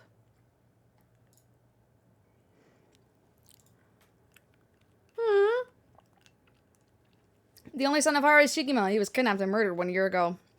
Shuichi was a conscientious, brave young boy who was determined to protect his mother, Haruo, amid his father's frequent absences. He dreamed of becoming a police officer and displayed diligence and an impressive sense of responsibility from a young age, likely due to being raised in an extremely strict environment. Born in the early 70s, he spent his days immersed in various activities and studies, including playing piano, learning the abacus, taking English lessons, and training in kendo. Well, Shuichi's tendency to put other people's needs over his own meant he died without ever telling his classmates how much he longed for them to go out on a hunt for mockingbird stickers. Oh, baby! Oh. Think. Okay, never mind. You know, we still need to figure out exactly what you want me to do. Tell you what, why don't I tell you what I've found and then we can make a decision. Alright. Uh-huh. Okay. I suppose there's not much point going over the kidnapping itself. No, I'm very familiar. Then I'll leave that for the files to cover and just confirm a few things about the case. The police traced the culprit's calls back to, let's see here, Northern Oyoko River in Sumida City. That's quite a wide area. That's right. In the end, they never managed to nail down exactly where the calls were coming from, but it was almost certainly the same location that Shuichi was being held captive, since Shuichi's voice could be heard during the killer's calls. Northern Oyoko River is quite a distance from Shuichi's normal school commute. Factoring in that he was seen at school but went missing before he arrived at his house, it's likely that he was abducted by car on his route home. Maybe, but... Exactly, Shuichi was a clever boy. He never would have gotten into a car with a straight... What if his own dad kidnapped him? That's right. I was very firm about that. I know he understood, too. I even saw him warning the other children. It's possible they forced him into the car. The only issue is, there weren't any witnesses to the kidnapping. You can't bundle someone into a car with that many students around and not be noticed. But nobody came forward to say they saw anything suspicious. So did they target him at some other time or somewhere away from his usual route? Both of those seem a little far-fetched. Which raises the question, how did the kidnapper pull it off? The police never managed to find an answer. In the end, they decided the kidnapper must have just gotten lucky. Well, why not turn the problem on its head? I bet you it was the father. I bet the father kidnapped his own son. Kidnapper managed to convince Shuichi to get into his car, but how? The only thing that makes sense to me is if they were somebody that would have a reason to trust. A teacher, perhaps, or a relative, or somebody else that he knew. But all of the adults Shuichi knew had alibis. Except for his absent father that is not here right now for some reason. The police checked them all thoroughly. They did, huh? No one throws numbers at a problem like the cops. But what if it wasn't someone he knew? Or rather, what if the culprit disguised themselves as a police officer? That would explain why he didn't find them suspicious. The Shigema family has close ties with the police, after all. He would have had a reason to trust them. You might be right. But surely that couldn't have... Well, there's a problem with the theory. You'd be surprised how much police officers stand out. That's sort of the point, after all. They're meant to be a visible deterrent against crime. Except for when they try to disguise themselves, and it's really obvious that they're in disguise because the outline of their cuffs in their back pocket and their police-issue boots underneath their Levi's 505 jeans make it really obvious. But I mean, hey, that's just speaking from experience. But here's another interesting bit of trivia I happen to know. When you ask people to imagine someone suspicious, nobody pictures women or children. Even kids who have been warned about stranger danger often subconsciously expect that danger to look like an adult man. I wonder why. Besides, Shuichi was the sort of boy who wanted to be a police officer when he grew up. He must have had a very strong sense of right and wrong. That's right. Wait, surely you can't mean... Now you're kidding it. If, say, a young woman approached Shuichi asking for help, what would he have done? If someone like that said they were lost and asked him for directions, would he have gotten into a car? He might have. You're right! My son is that stupid! My husband always told him that a man had a duty to watch out for women and children. It was my husband disguised as a woman.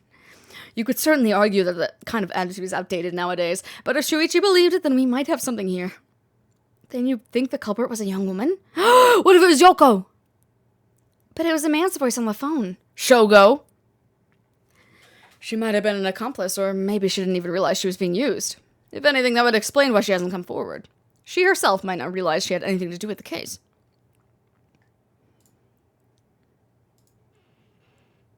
So the question is, did anybody see Shuichi speaking with a young woman on the day of his disappearance? See what I said about people's biases? That goes for witnesses too. And I figured that maybe if I started asking new questions, I might get some new answers. So I spent my day asking around Shuichi's school route, seeing if anyone had seen something. And one man thought he had. Do you mean he saw it happen? Well, I can't say that for sure yet. Turned out he wanted something from me, so he asked if we could talk in private. In the back alley, with my lips around his cock. Several hours earlier. Alright, this should do. There's no one around, we can speak in confidence. Excuse me, what was their name again? Jonoichi. Got it. Well, Jonoichi, I'm all ears.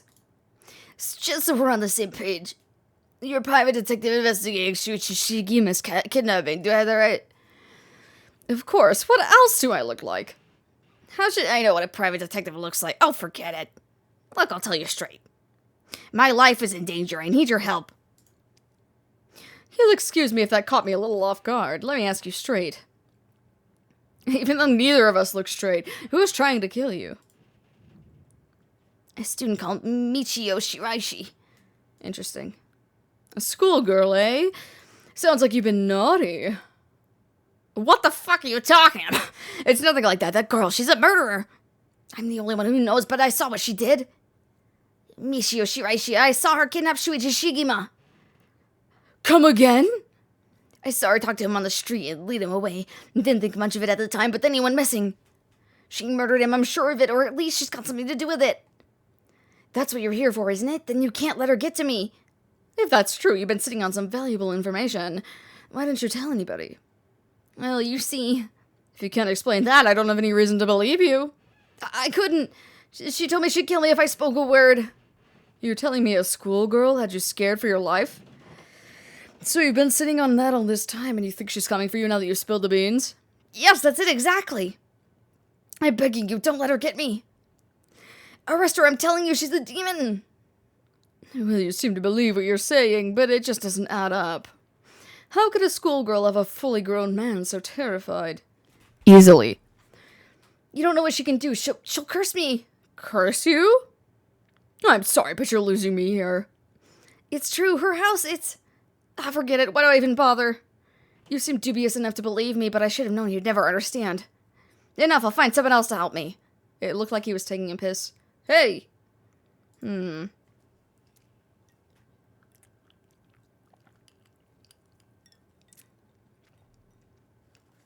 that's about the long and short of it. I can hardly believe it. At the time, I thought his mention of curses was just crazy talk. But I'm starting to see that there might have been more to it. And then, if we can just find that girl. Curse or no curse, if she was with Shuichi on the day of the kidnapping, then there's a good chance she knows something. On top of that, I did some digging on the man I spoke to. His full name's Kohei Jonoichi. He's a teacher at Komagata High School here in Somida. A teacher? And a schoolgirl. Is one of his students? I think that's very likely.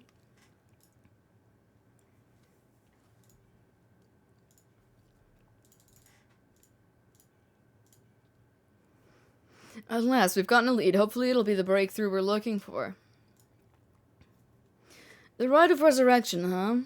I read about that in an occult magazine the other day. Apparently some old book showed up recently with all gory details, and they say the rite can be found somewhere at Honjo. I remember the first time you told me about that. It felt like my prayers had been heard. Like I had hope, real hope for the first time. Ever since that awful day, I wondered, what if I hadn't sent him to school? What if I had just paid the ransom? Not a day goes by when I don't think that if I'd done something differently, Shuichi would still be alive. You can't blame yourself, ma'am. It was the culprit's fault, not yours. Though I know that won't help any. Grief is funny like that. I'm guessing that's why you're after the right. I guess I didn't need to ask. It's written all over your face. I can tell how much he meant to you. But, and this is a big but, if this rite is the real deal, using it will mean killing someone and stealing their soul. Is that a problem? If it comes to that, I'm afraid I'll have to stop you. Oh, that's a shame. A shame, huh? That's all? I thought, if I'm going to be competing with other curse bearers, then your detective skills might come in useful. I hate when people say coming in useful, as opposed to they would be useful or come in handy. You realize you're talking about ending someone's life, right? Don't you see an issue with that? It's her fault for letting the son go home alone.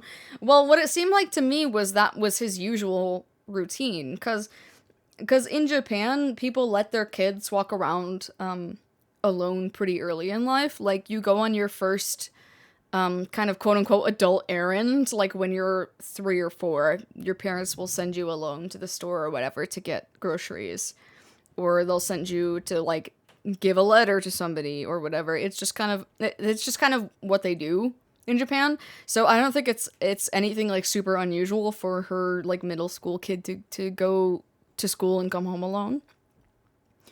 I think any parent in my position would happily kill for a chance like this. That's so, is it? Dear, oh dear, what have I gotten myself into? Wow, you're kind of a freaky bitch. If it makes you uncomfortable, then you won't have to get any blood on your hands yourself. I don't need you to kill the other curse bearers, I only need you to find them. I won't be party to murder, ma'am, not even for a client. I'll pay you. How much can I give you to change your mind? Sorry, ma'am, but not everyone has a price. I've got my policies and I stick to them. I see. Didn't realize you were so stubborn. Let me say, though, it's not like I don't get what you're going through. As long as you're not killing anyone with your own hands, maybe I can help you out. What do you have in mind? Well, how about stealing someone else's curse stone after they've filled it with soul dregs? If that was all you were after, then I could lend you my services guilt-free. If the other curse bearers want to kill each other, that's their business. I'm not trying to be a hero here. I guess there's no guarantee a stolen curse stone will work, but we can worry about that later. Well then, I suppose we have a deal. What? I didn't say that at all! Although, what if I stole a curse stone using my curse? Would you disapprove? That would void our contract, ma'am. Just warning you now. My. Before we go any further, why don't you tell me about that curse of yours? The haunting clappers, was it? If that's one of the 7 mysteries of Honjo, if I remember correctly. That's right. The original story did happen somewhere near here, I think. I'm sure I remember hearing that. In that case, my money would be all on the curse bearers being somewhere in Honjo. Our first move should be to narrow them down. Some of them are bound to try and come for you first. We'll need to be ready. The curses make their bearers more willing to kill, so an attack could come from anywhere. That sounds sensible. If I remember correctly, your haunting clappers can set people on fire, but only if they have a naked flame or a lighter on their person, is that right? That's right. In olden times, wooden clappers were used to warn people of fire. I guess it punishes those who don't heed the warning. Seems like a good curse to have. It's simple and straightforward enough to use. Although it's hard to say how it stacks up without knowing what else is on the table. You really think that it's good? The target can't do much to throw it off, and it has a nice long activation window. It's big that it works on lighters, too. Just slip one into your target's pocket. And say that condition were already fulfilled before they even knew you're there. They wouldn't even know it hit them. Maybe I won't have to actually use it. I could just tell someone I could, and they'd have to do what I said. Threats could work, although without any proof, it'll come down to how convincing you can be. If only you could use the curse, then back out at the last second. At the last second? What an interesting idea. I have a lighter right here. We could try it now. That's an interesting proposition. Rixie, you liar, her curse is terrible. Yeah, it kind of sucks. But maybe not. I'm not quite crazy enough to make myself a guinea pig. Oh, I see. You're an odd one, ma'am, if you don't mind me saying, and I don't think it's just the curse. I think you're a freak. You flatterer. That wasn't a compliment. As for what we do next, first of all, I think you should stay indoors. Try not to do anything spontaneous or outside of your normal routine. Right then, have you decided what you want me working on? Investigate the kidnapping, I guess. I'll figure it out. Finally, I have a lead. I need to know what happened to my son. Your wish is my command, ma'am. I'll focus all my efforts into looking into the kidnapping. Although, something just occurred to me. You can't investigate the matter at night, can you? At least until the sun rises. Could you search the other curse bearers? Alright, let's see how it is. Is he a fucking vampire? Can he not be out in the sun?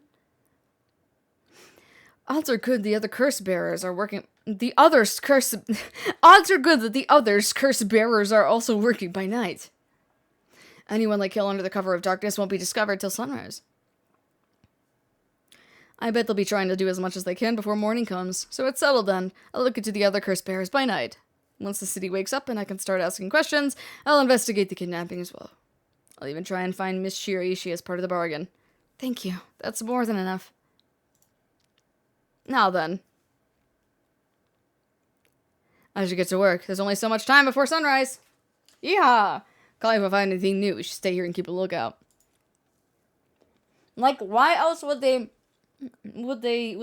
emphasize that he can only go out before sunrise? Don't go outside if you can help it and try to be ready for anything. Well, if that's all, I should be should be going.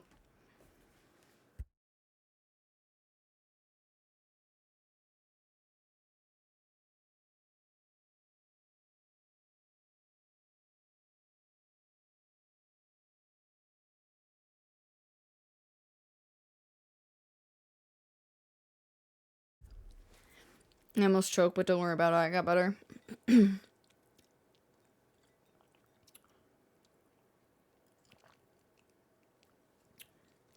Like, the fact that his name is Richter, like Richter Belmont, and they're like, oh, you gotta be careful sunrise. Like, it could be like a fucking vampire reference. Promised he'd call me if anything happened, but he hasn't. So all I can do is wait and wait. Think. I know it's dangerous to go out, but I can't just sit here and let this opportunity pass me by. Have to look for her, for Michio Shiraishi. But first I need to find more soul drugs. I better go kill a few people in the meantime. Should I put a record on? Put a record on. Old 45s. You think romance is getting old. Newspaper. It's fallen off the chair. Read it. It's a newspaper. The Onion. Society articles, because we live in one. Looks like the city's biggest problem right now is pollution. Remember how the air and water used to be even more polluted? Kids these days, they take their water for granted when we used to drink sludge. And people started getting sick and couldn't be ignored anymore. Fortunately, it's gotten better since then. Well, I mean, yeah. I joke, but I think she came from an era where, like, the water had radiation poisoning and shit. Education. Everyone attends high school now, even girls. Universal education policy, they call it. The country's gotten rich enough that every child can go to school. Education is the backbone of modern society. If you want to work for a good company, you have to get into a good university. With more people in the running than ever, the competition to get into those universities has gotten fierce, though. The new generation is rebelling. Schoolyard violence and delinquency are on the rise. But my boy was too sensible to get mixed up in any of that. I don't want to read anymore. It'll only remind me of him. Everything reminds me of him, chat. Rotary phone, waiting for Richard to contact me, but he hasn't.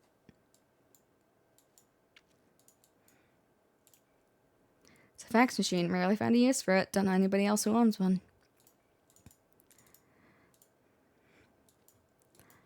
Alright, let's think. I need to distract myself somehow. I don't want to be alone with my thoughts. Maybe reading the newspaper is like my mind of things. Okay, I guess we need to go through everything.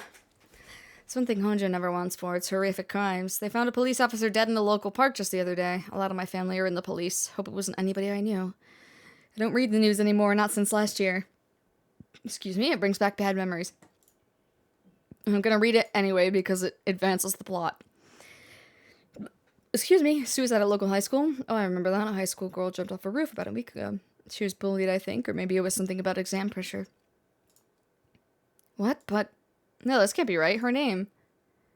Michio Shiraishi from Komagata High School. It can't be. All sorts of articles about the current state of the economy. Now that the post-war boom has passed its peak, we're moving into the era of large corporations. God fucking spare us. It's about 220 to 230 yen to the dollar. Manufacturing is on the rise and exports are healthy. Can you... wow. I cannot imagine a time, because obviously this was much before my lifetime, or probably anybody in chat's lifetime, when yen to dollar was anything over like 100. Because even in the 90s, we were already at like the 100 yen to $1 conversion. And now it's absolutely abysmal. Now it's probably like 60 yen to $1 or something, you know?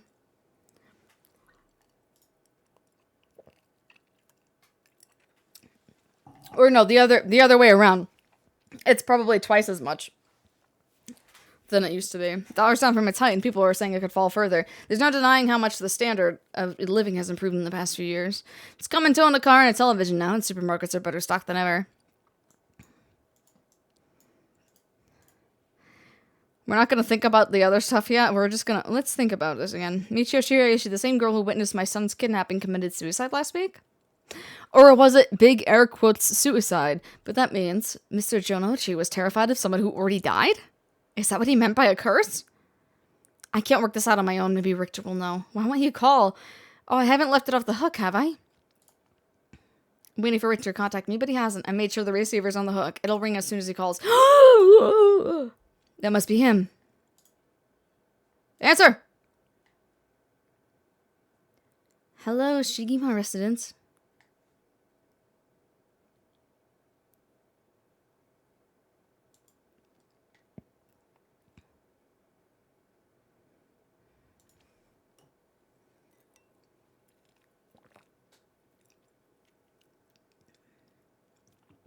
Richter called me out to meet him, and we came here to Komagata Bridge.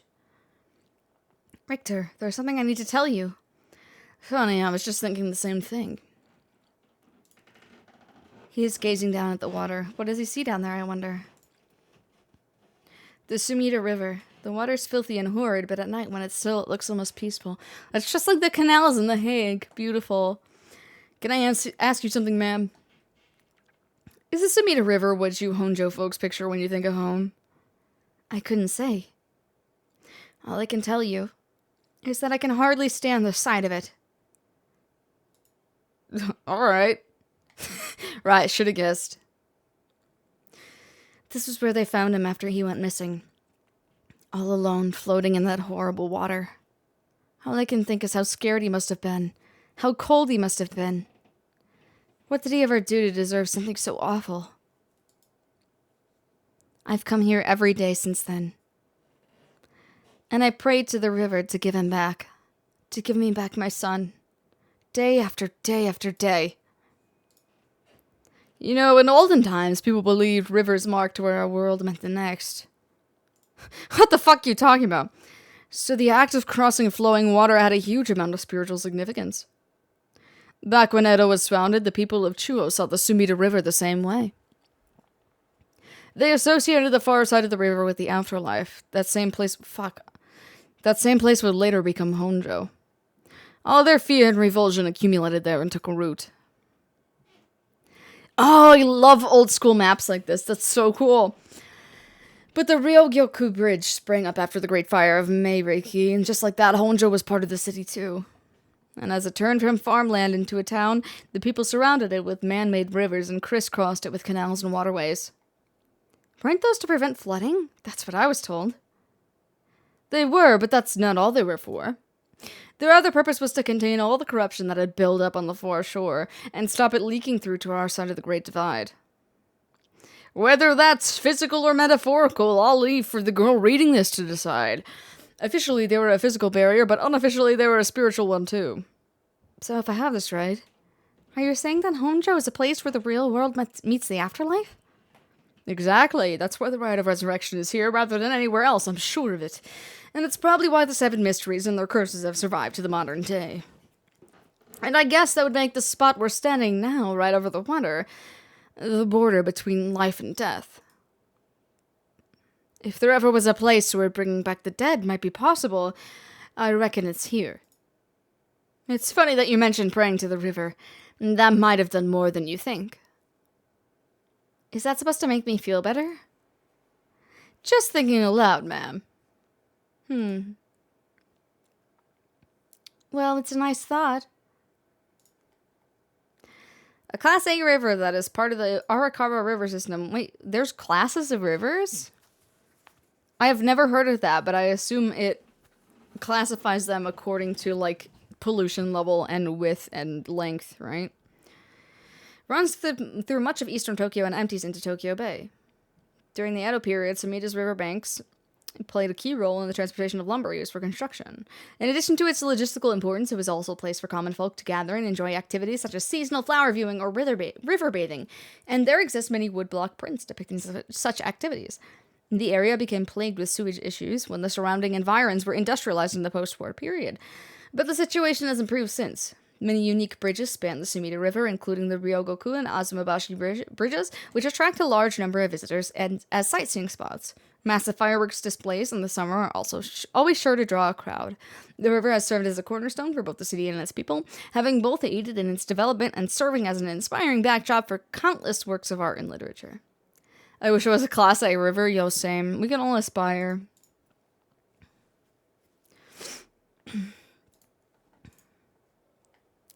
Oh, that's right. There's one more memory I have of this river. Do you mind if I tell you? Go ahead. It must have been about 20 years now when I was still a schoolgirl. Back then, the Sumida River was much filthier than it is now. It was full of garbage and industrial discharge. It was scummy and slimy and it stank. You could look out over the water and see dead cats. Wait, hey, huh? You could see dead cats and dogs and pigeons just floating. Wow, that's fucking terrible. And one day, among all the filth and garbage, there was a piece of my missing classmate's hand. Say, what? It's almost a miracle when you stop to think about it. What were the chances that someone would find a part of her that was still recognizable?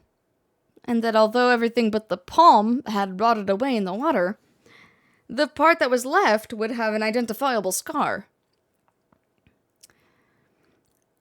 And that they could tell it had been a murder from the blade marks on the bone. Wow, forensics is so crazy, chat. Like, legitimately, the shit that they can figure out by looking at, like, a dead body, like, the smallest things about a dead body. Especially now, like, in our current year of our Lord, like the shit that forensics can do now just by looking at like an injured person or a dead person or whatever. They can fucking figure out literally everything that happened. Are you talking about the Nejima murders? So you have heard of it. I'm impressed. I assume you were but an elementary schooler at the time. I wasn't really aware of it then. I only heard about it after the fact. I had no idea the victim was a classmate of yours. Check it out. A notorious case from over 2 decades ago involving the murder of a female high school student. It first came to the attention of the authorities when part of a human left hand was discovered floating in the Sumida River. Testing revealed it to belong to a missing female high school student. As it appeared to have been severed deliberately, the police launched a murder investigation. A large-scale search of the river was organized, but the highly polluted state of the water made this impossible. Visibility was poor, the stench was intense, and the divers quickly fell ill. Jesus! They succeeded in recovering only the victim's head and what appeared to be part of her leg before the search was called off. Jesus.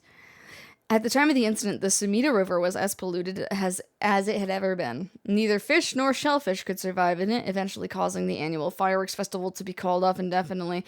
Yet, I'm sitting here like, Jesus, because like even the fucking canals in the Netherlands aren't that bad when they need to be regularly drained completely because they're just made of algae. Over the course of the search, the police discovered a number of unidentified human bones. Jesus! This caused a stir among the public, as several other young women had gone missing in recent years in the Tokyo area, and it was feared they may have been fallen victim to the same fate. Forensic technologies at the time, however, were not advanced enough to determine the identities of the deceased, and so the police were unable to open any inquiries. Due to the overwhelming lack of circumstantial evidence, the investigation ground to a halt until hitherto unrelated individual came to its attention. During a questioning about a separate incident, Fumichika Nejima, a 36-year-old shop owner with no relation to the victim, divulged details about her that had never been released to the general public. An investigation into his background was conducted, leading to his arrest. Uh-oh! Wait, Nejima. Oh, yeah, okay, so, yes, alright, so he was questioned about the murder, and he fucking spilled personal details about the victim that he was supposedly entirely unrelated to. What a fucking asshole. Nejima testified that he had snatched his victim from the street and could find her in the underground storeroom of his shop, which also served as his living quarters. He chose her for no special reason, but simply decided she was an opportune target on seeing her walking alone at night. After keeping her locked up for several days, he restrained her, sewed her mouth shut, and severed her fingers and toes with a box cutter while she was still conscious. As she screamed silently behind her sealed lips, he proceeded to her wrists, her ankles, her elbows, her knees, working his way inward slowly and methodically. His victim constantly wavered in and out of consciousness. Her ordeal continued until she died of blood loss. Nejima dismembered the rest of her body and disposed of it behind his home in the Sumida River before cleaning his storeroom and returning to his everyday routine as if nothing had happened. The brutality of his actions shocked the nation when they were eventually reported. Once apprehended, Nejima readily divulged the details of the murder, but was less willing to explain his motive. When asked, he would only break down in tears, saying, "I don't know what came over me. I know it was wrong." In the end, the police could extract nothing more from him than expressions of remorse. Although the efficiency of his methods strongly suggested that he had committed similar crimes in the past, no corroborating evidence had ever come to light. Nejima was sentenced to life in prison at his first hearing. The sentence was imposed with no appeal from the defendant. Jesus Christ. Cool. Anyway. Ah! Holy shit!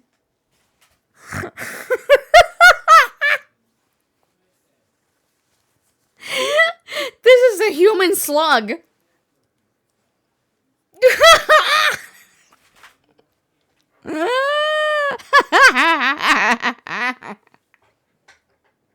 This is a human fucking slug. This is what peak male performance looks like. Yeah, that's the murder. That's the murder. That's the methodical killer that dismembered a high school girl. Jesus Christ, dude. Anyway, to be honest, it's all a bit of a blur. A wave of chaos just parting around me. Something like that. They said the rest of her body must have sunk to the bottom of the river. They combed the riverbed, but they only ever found pieces. Everything else must have rotted and floated out to sea. Afterwards, I heard all the divers who had been looking for her fell ill. A sorry story for everyone involved, huh? It's funny, everyone figures the river's filthy already, so one more piece of garbage won't hurt. But every little bit makes it worse. It's a vicious cycle. Yeah, because that's more rot in the water, and that's more breeding ground for bacteria, so the pollution just gets fucking worse. You dump a corpse into, like, an algae and bacteria-infested water, and, like, the bacteria and the algae are just gonna grow off of it. I know, I wouldn't want to go rooting around down there myself. That's right, which is why the riverbed is the last place anyone will go looking. Or so was the killer's thinking, I suppose. No, I don't think this particular guy was really thinking about it, because it said in the article that was his fucking backyard, was the river, was the riverbed. So he literally just, like, went out the back of his houseboat and dumped out a corpse. Like, that's also very Dutch-coded, I gotta say. The times were changing quickly back then. Things were confusing. Everyone seemed to be in a hurry. Young people were moving to Tokyo in droves. Some even ran away from home to make it back in the big city. And they made easy targets for bad people. A lot of them ended up disappearing without a trace. You see, back then, if you chopped a body up into tiny pieces and threw it in the river, it would rot quickly and discreetly and sink to the bottom, never to be seen again. Why do you know that, Holloway? Why do you know that personally? Are you saying what I think you're saying? They arrested him shortly after, Fumichika Nejima, the man who killed my classmate and cut her into pieces. He was so methodical about it, it couldn't have been his first crime. And people began to wonder how many other girls he'd murdered the same way. The police never found any evidence of other murders in the end. Yeah, but she did say that it's called the Nejima murders, plural. So there must have been another one. But the river knows the truth. How many corpses has it swallowed up over the years, I wonder? Like, now I want to know, why is it called the Nejima murders, plural? If they only found this one girl and not anyone else. That same thought spread through everyone's mind and they started to avoid this area. So really, this river has been ranked with corruption for decades now. Or at least, that's how it seems to me. Well, was that interesting? Yeah, they did. That was the thing, is they suspected that because of the way that he, like, chopped her up and disposed of her, that it couldn't have been his first kill. But there's nothing, there's like no other missing girls or anything that corroborates that. Just the fact that he was so precise about it, people kind of went, oh, this definitely wasn't the first person he killed, but there's nothing implying that that wasn't his first kill, but they still called it the Nejima murders. So I have a feeling that Haruwe is not telling us the entire story here. I can see why you don't have any good memories of this river. With all that darkness lurking beneath the surface, there's no reason that you would. Still, if I may, ma'am, I'm surprised you know so much about the Nejima murders. Plural! But how could I not? After all, I was the one who found the hand! The police actually wrote me a thank you letter. They said it was only thanks to me that they managed to bring Nejima to justice. That was the only time my father ever said he was proud of me. What the fuck? Fatherless behavior, Chad. We have confirmation of fatherless behavior happening right now. I guess it just wasn't the killer's day. Sometimes I wonder if he resents me for it. Think! Sitting around is the last thing I want to be doing right now. This is my only chance to bring back my son. I can't afford to fritter it away. You go first. Please go ahead. I talked a lot about these murders, so how about you say something now? I've been poking around places connected to the 7 mysteries looking for curse bearers. And I think I found a few candidates. I love this background track because it sounds exactly like .hack OST. First, a tall man I ran into in Kinshibori Park. chat decided to kill him early on in the stream. I asked him for directions, trying to probe him a little, but he turned the questions right back around to me. And he was out of there the second he figured I wasn't what he was looking for. I got the sense curses were nothing new to him. I'm about 40% sure he's a curse bearer. He wasn't a curse bearer, though. We only got 1% from him, chat, so either he never killed anybody or he wasn't a curse bearer at all. Then there's this middle-aged guy I saw on South Warigasui Street. There's no question about this one. He had one of the curse stones in his hand. Isn't that Jonoichi that he talked to earlier? Because look at the long hair. He had a nervous air about him, too. It was clear he was up to some shady business. Gathering soul dregs, I'd bet he'd make a good target. Next up is a pair, a young man and a woman I saw around Ryogoku Bridge. This time, the man came up to me and asked me flat out if I was a curse bearer. I told him I didn't know what he was talking about, and he backpedaled and left. Looks like they lurk around there often, looking for kindred spirits, would be my guess. Though it didn't seem like they were quite working as a pair. Gathering soul dregs in a group might be a decent idea if you could make it work, but with things being how they are, it's gotta be hard to find folks one can trust. They've got brass, though. I don't know what their deal is, but I'd like to find out. Me too. I was hoping that, like, one of those two would be our next main character, but maybe after this. Last is two detectives I had seen sniffing around. The police are involved? Not necessarily. A body turned up in a local park a few days ago, so they might just be looking into that. Still, the park's got ties to one of the 7 mysteries. Might be it was a curse that did the guy in. And if they're sending in detectives from the head office, then something's gotta be up. How do you know where they're from? Let's just say that when you're in this business, there are some faces you get to know. Anyway, that's everyone who's caught my eye. You found all of them in so little time? I really did hire the best. It's all in the name, ma'am. Richter Kai, P.I. No, wait, make that Richter Kai Investigator Extraordinaire. That's a Joseph Joestar pose. That's when he's got the clackers out, chat. That's when he's got the clackers out. That's Joseph Joestar. An investigator extraordinaire. Is that why you can dress like that without drawing attention to yourself? That's why he has the hat, too, because Joseph Joestar does when he's a fucking grandpa ass. You bet an investigator extraordinaire can blend in like a chameleon in any outfit. Well, that aside, the middle-aged man and the young couple sound the most promising, am I right? Whichever we pick, it's still too early to make a move. It seems like the curse bearers are less involved with each other than we thought. Plus, there are still others we don't know about. I say we hang fire and see how things play out. Once more bodies start showing up, that'll get the pot nice and hot. And once it's boiling, our chance will come. And so will I. There's a highway on one side and a freeway on the other, and they're both deserted this late at night. Okay. Yippee! Oops, that's not the right one. Sumida River. Sumida River, I have nothing but awful memories of it. Okay, cool. Ah, yay. There's something I need to tell you. What's up? Well, that girl, Michio Shiraishi. The one who was with Shuichi on the day of the kidnapping? That's her. Well, she's dead. Say what? The student who committed suicide last week. That was her. I heard something like that had happened. I never got the name, though. Talk about bad luck. We finally get a lead only to find it's turned into a literal dead end. Unless her death was the whole reason Jonoichi was so shaken up.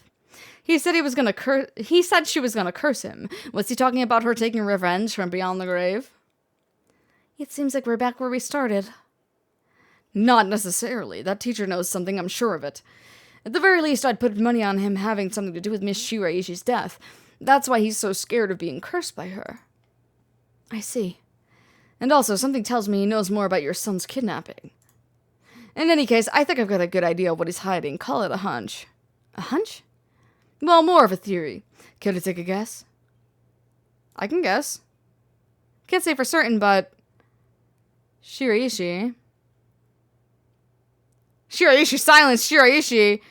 With a curse! What if Michio Shiraishi silenced Michio Shiraishi with a curse? What do you think? You mean it was self-inflicted? That might be a little far-fetched. I see. Sorry if I'm disappointed you. Not really cut out to play a detective. Well, no point dwelling on speculation. The truth will out in time. Right now, I think we need to have another chat with Mr. Jonoichi. Something wrong? Not really. It just struck me. It's been 20 years since the Nejima murders. Plural. Just saying that it's still a plural, even though we have no evidence of it being plural. So it has. Not to spook you or anything, but I thought you might be interested in knowing. Here we go with the music again. Life in prison doesn't always mean life. There's precedent for first-time offenders being allowed out on parole after 20 years. There are no laws for those who have money. Only if they're fond to show remorse and the desire to reform themselves, of course. That's right, I'm impressed you know so much. Still, it's hard for someone with a criminal record to reintegrate into society, unless you're in Norway or Sweden or several other European countries where their prison system is focused less on incarceration and more on rehabilitation of a criminal into a more reasonable member of society, wherein they get a UBI and actual and basic necessities for human life in order to become a normal member of society upon their parole or their release, as opposed to the American carceral system that relies on having incarcerated people as low-income grunt work laborers that they can force to do whatever, in exchange for brownie points to maybe getting out earlier than their sentence, and it's never actually guaranteed. Anyway, oh really? They keep an eye on them, of course, and make them report in for regular checkups. But to avoid discrimination, they keep the inmates' record as a secret from everyone but their employers. They even give particularly notorious criminals new identities so they won't be recognized in the workplace. My, the way you put it. It's like you're saying Fumichika Nejima could be out on parole right now, back in society under a new name with nobody the wiser. Except for the people who recognize him, because it's really anyone in witness protection can still be recognized by anybody who knew them in their personal life, unless they are forced to undergo plastic surgery or some other cosmetic operation, which renders them unrecognizable to the people who were in their life previously. It's possible. As it happens, a little birdie told me about a big name making parole a few months back. I don't know if that was Nejima, but our discussion just now did bring it to mind. Where's Channing? I see. How unsettling.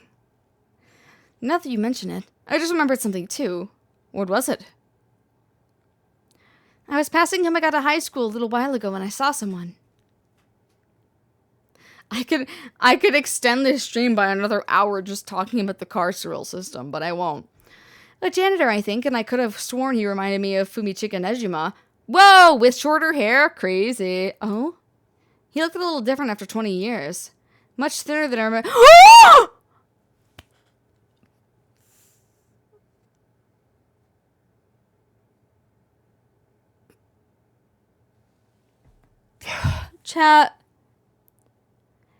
Chat, was Shogo the Nejima murderer?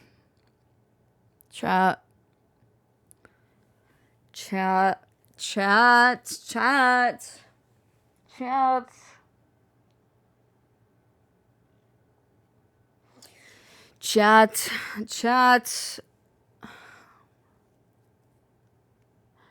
Oh my fucking god.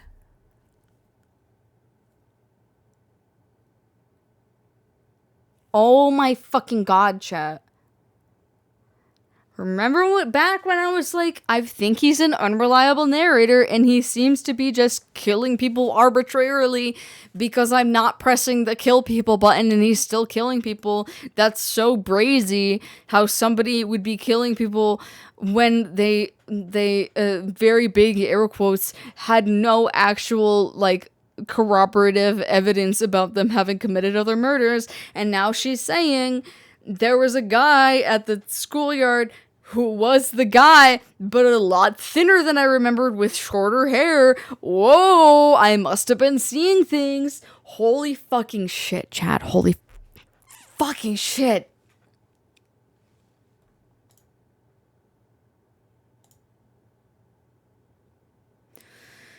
Perhaps it was him after all. Oh my fucking god, I believe we should side with the woman. We should have let Shogo fucking set on fire. The big question now is what the rest of the curse bearers are up to. Luckily, the Sumida River is a good distance from any of the 7 mysteries.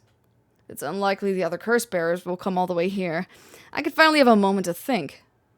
I see. Alright. Suspend? You cannot currently progress any further. Once your situation has changed, select resume to try again. We have to do the other stories first, chat. Before we continue with this. Oh my god, that's a perfect place to stop for tonight. Oh, now we're all invested. Now you must chat. Now you must come with me on the rest of Paranormasight because now we're all invested. It is a little like Fortune Shibuya, which was also a very good game. I streamed it once. I didn't stream it all the way through, but I had a lot of fun with that game. I absolutely will finish this.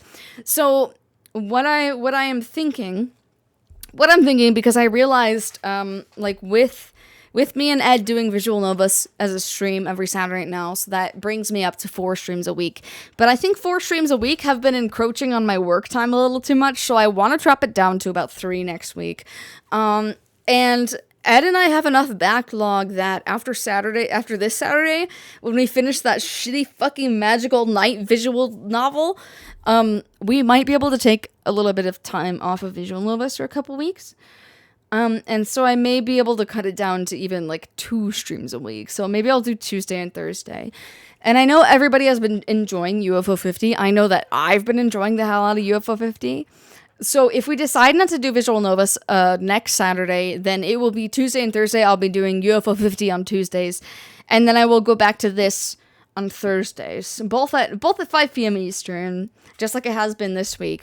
But I just want to cut it down for the sake of my health, for the sake of my work schedule and everything. Charlie picking this one up over Christmas is so cool. It is really fucking cool. Like for like months, like ever since it came out, I was like, I know I would love this game. And it's thanks to chat regular Brave 300. Andy got me this for my birthday.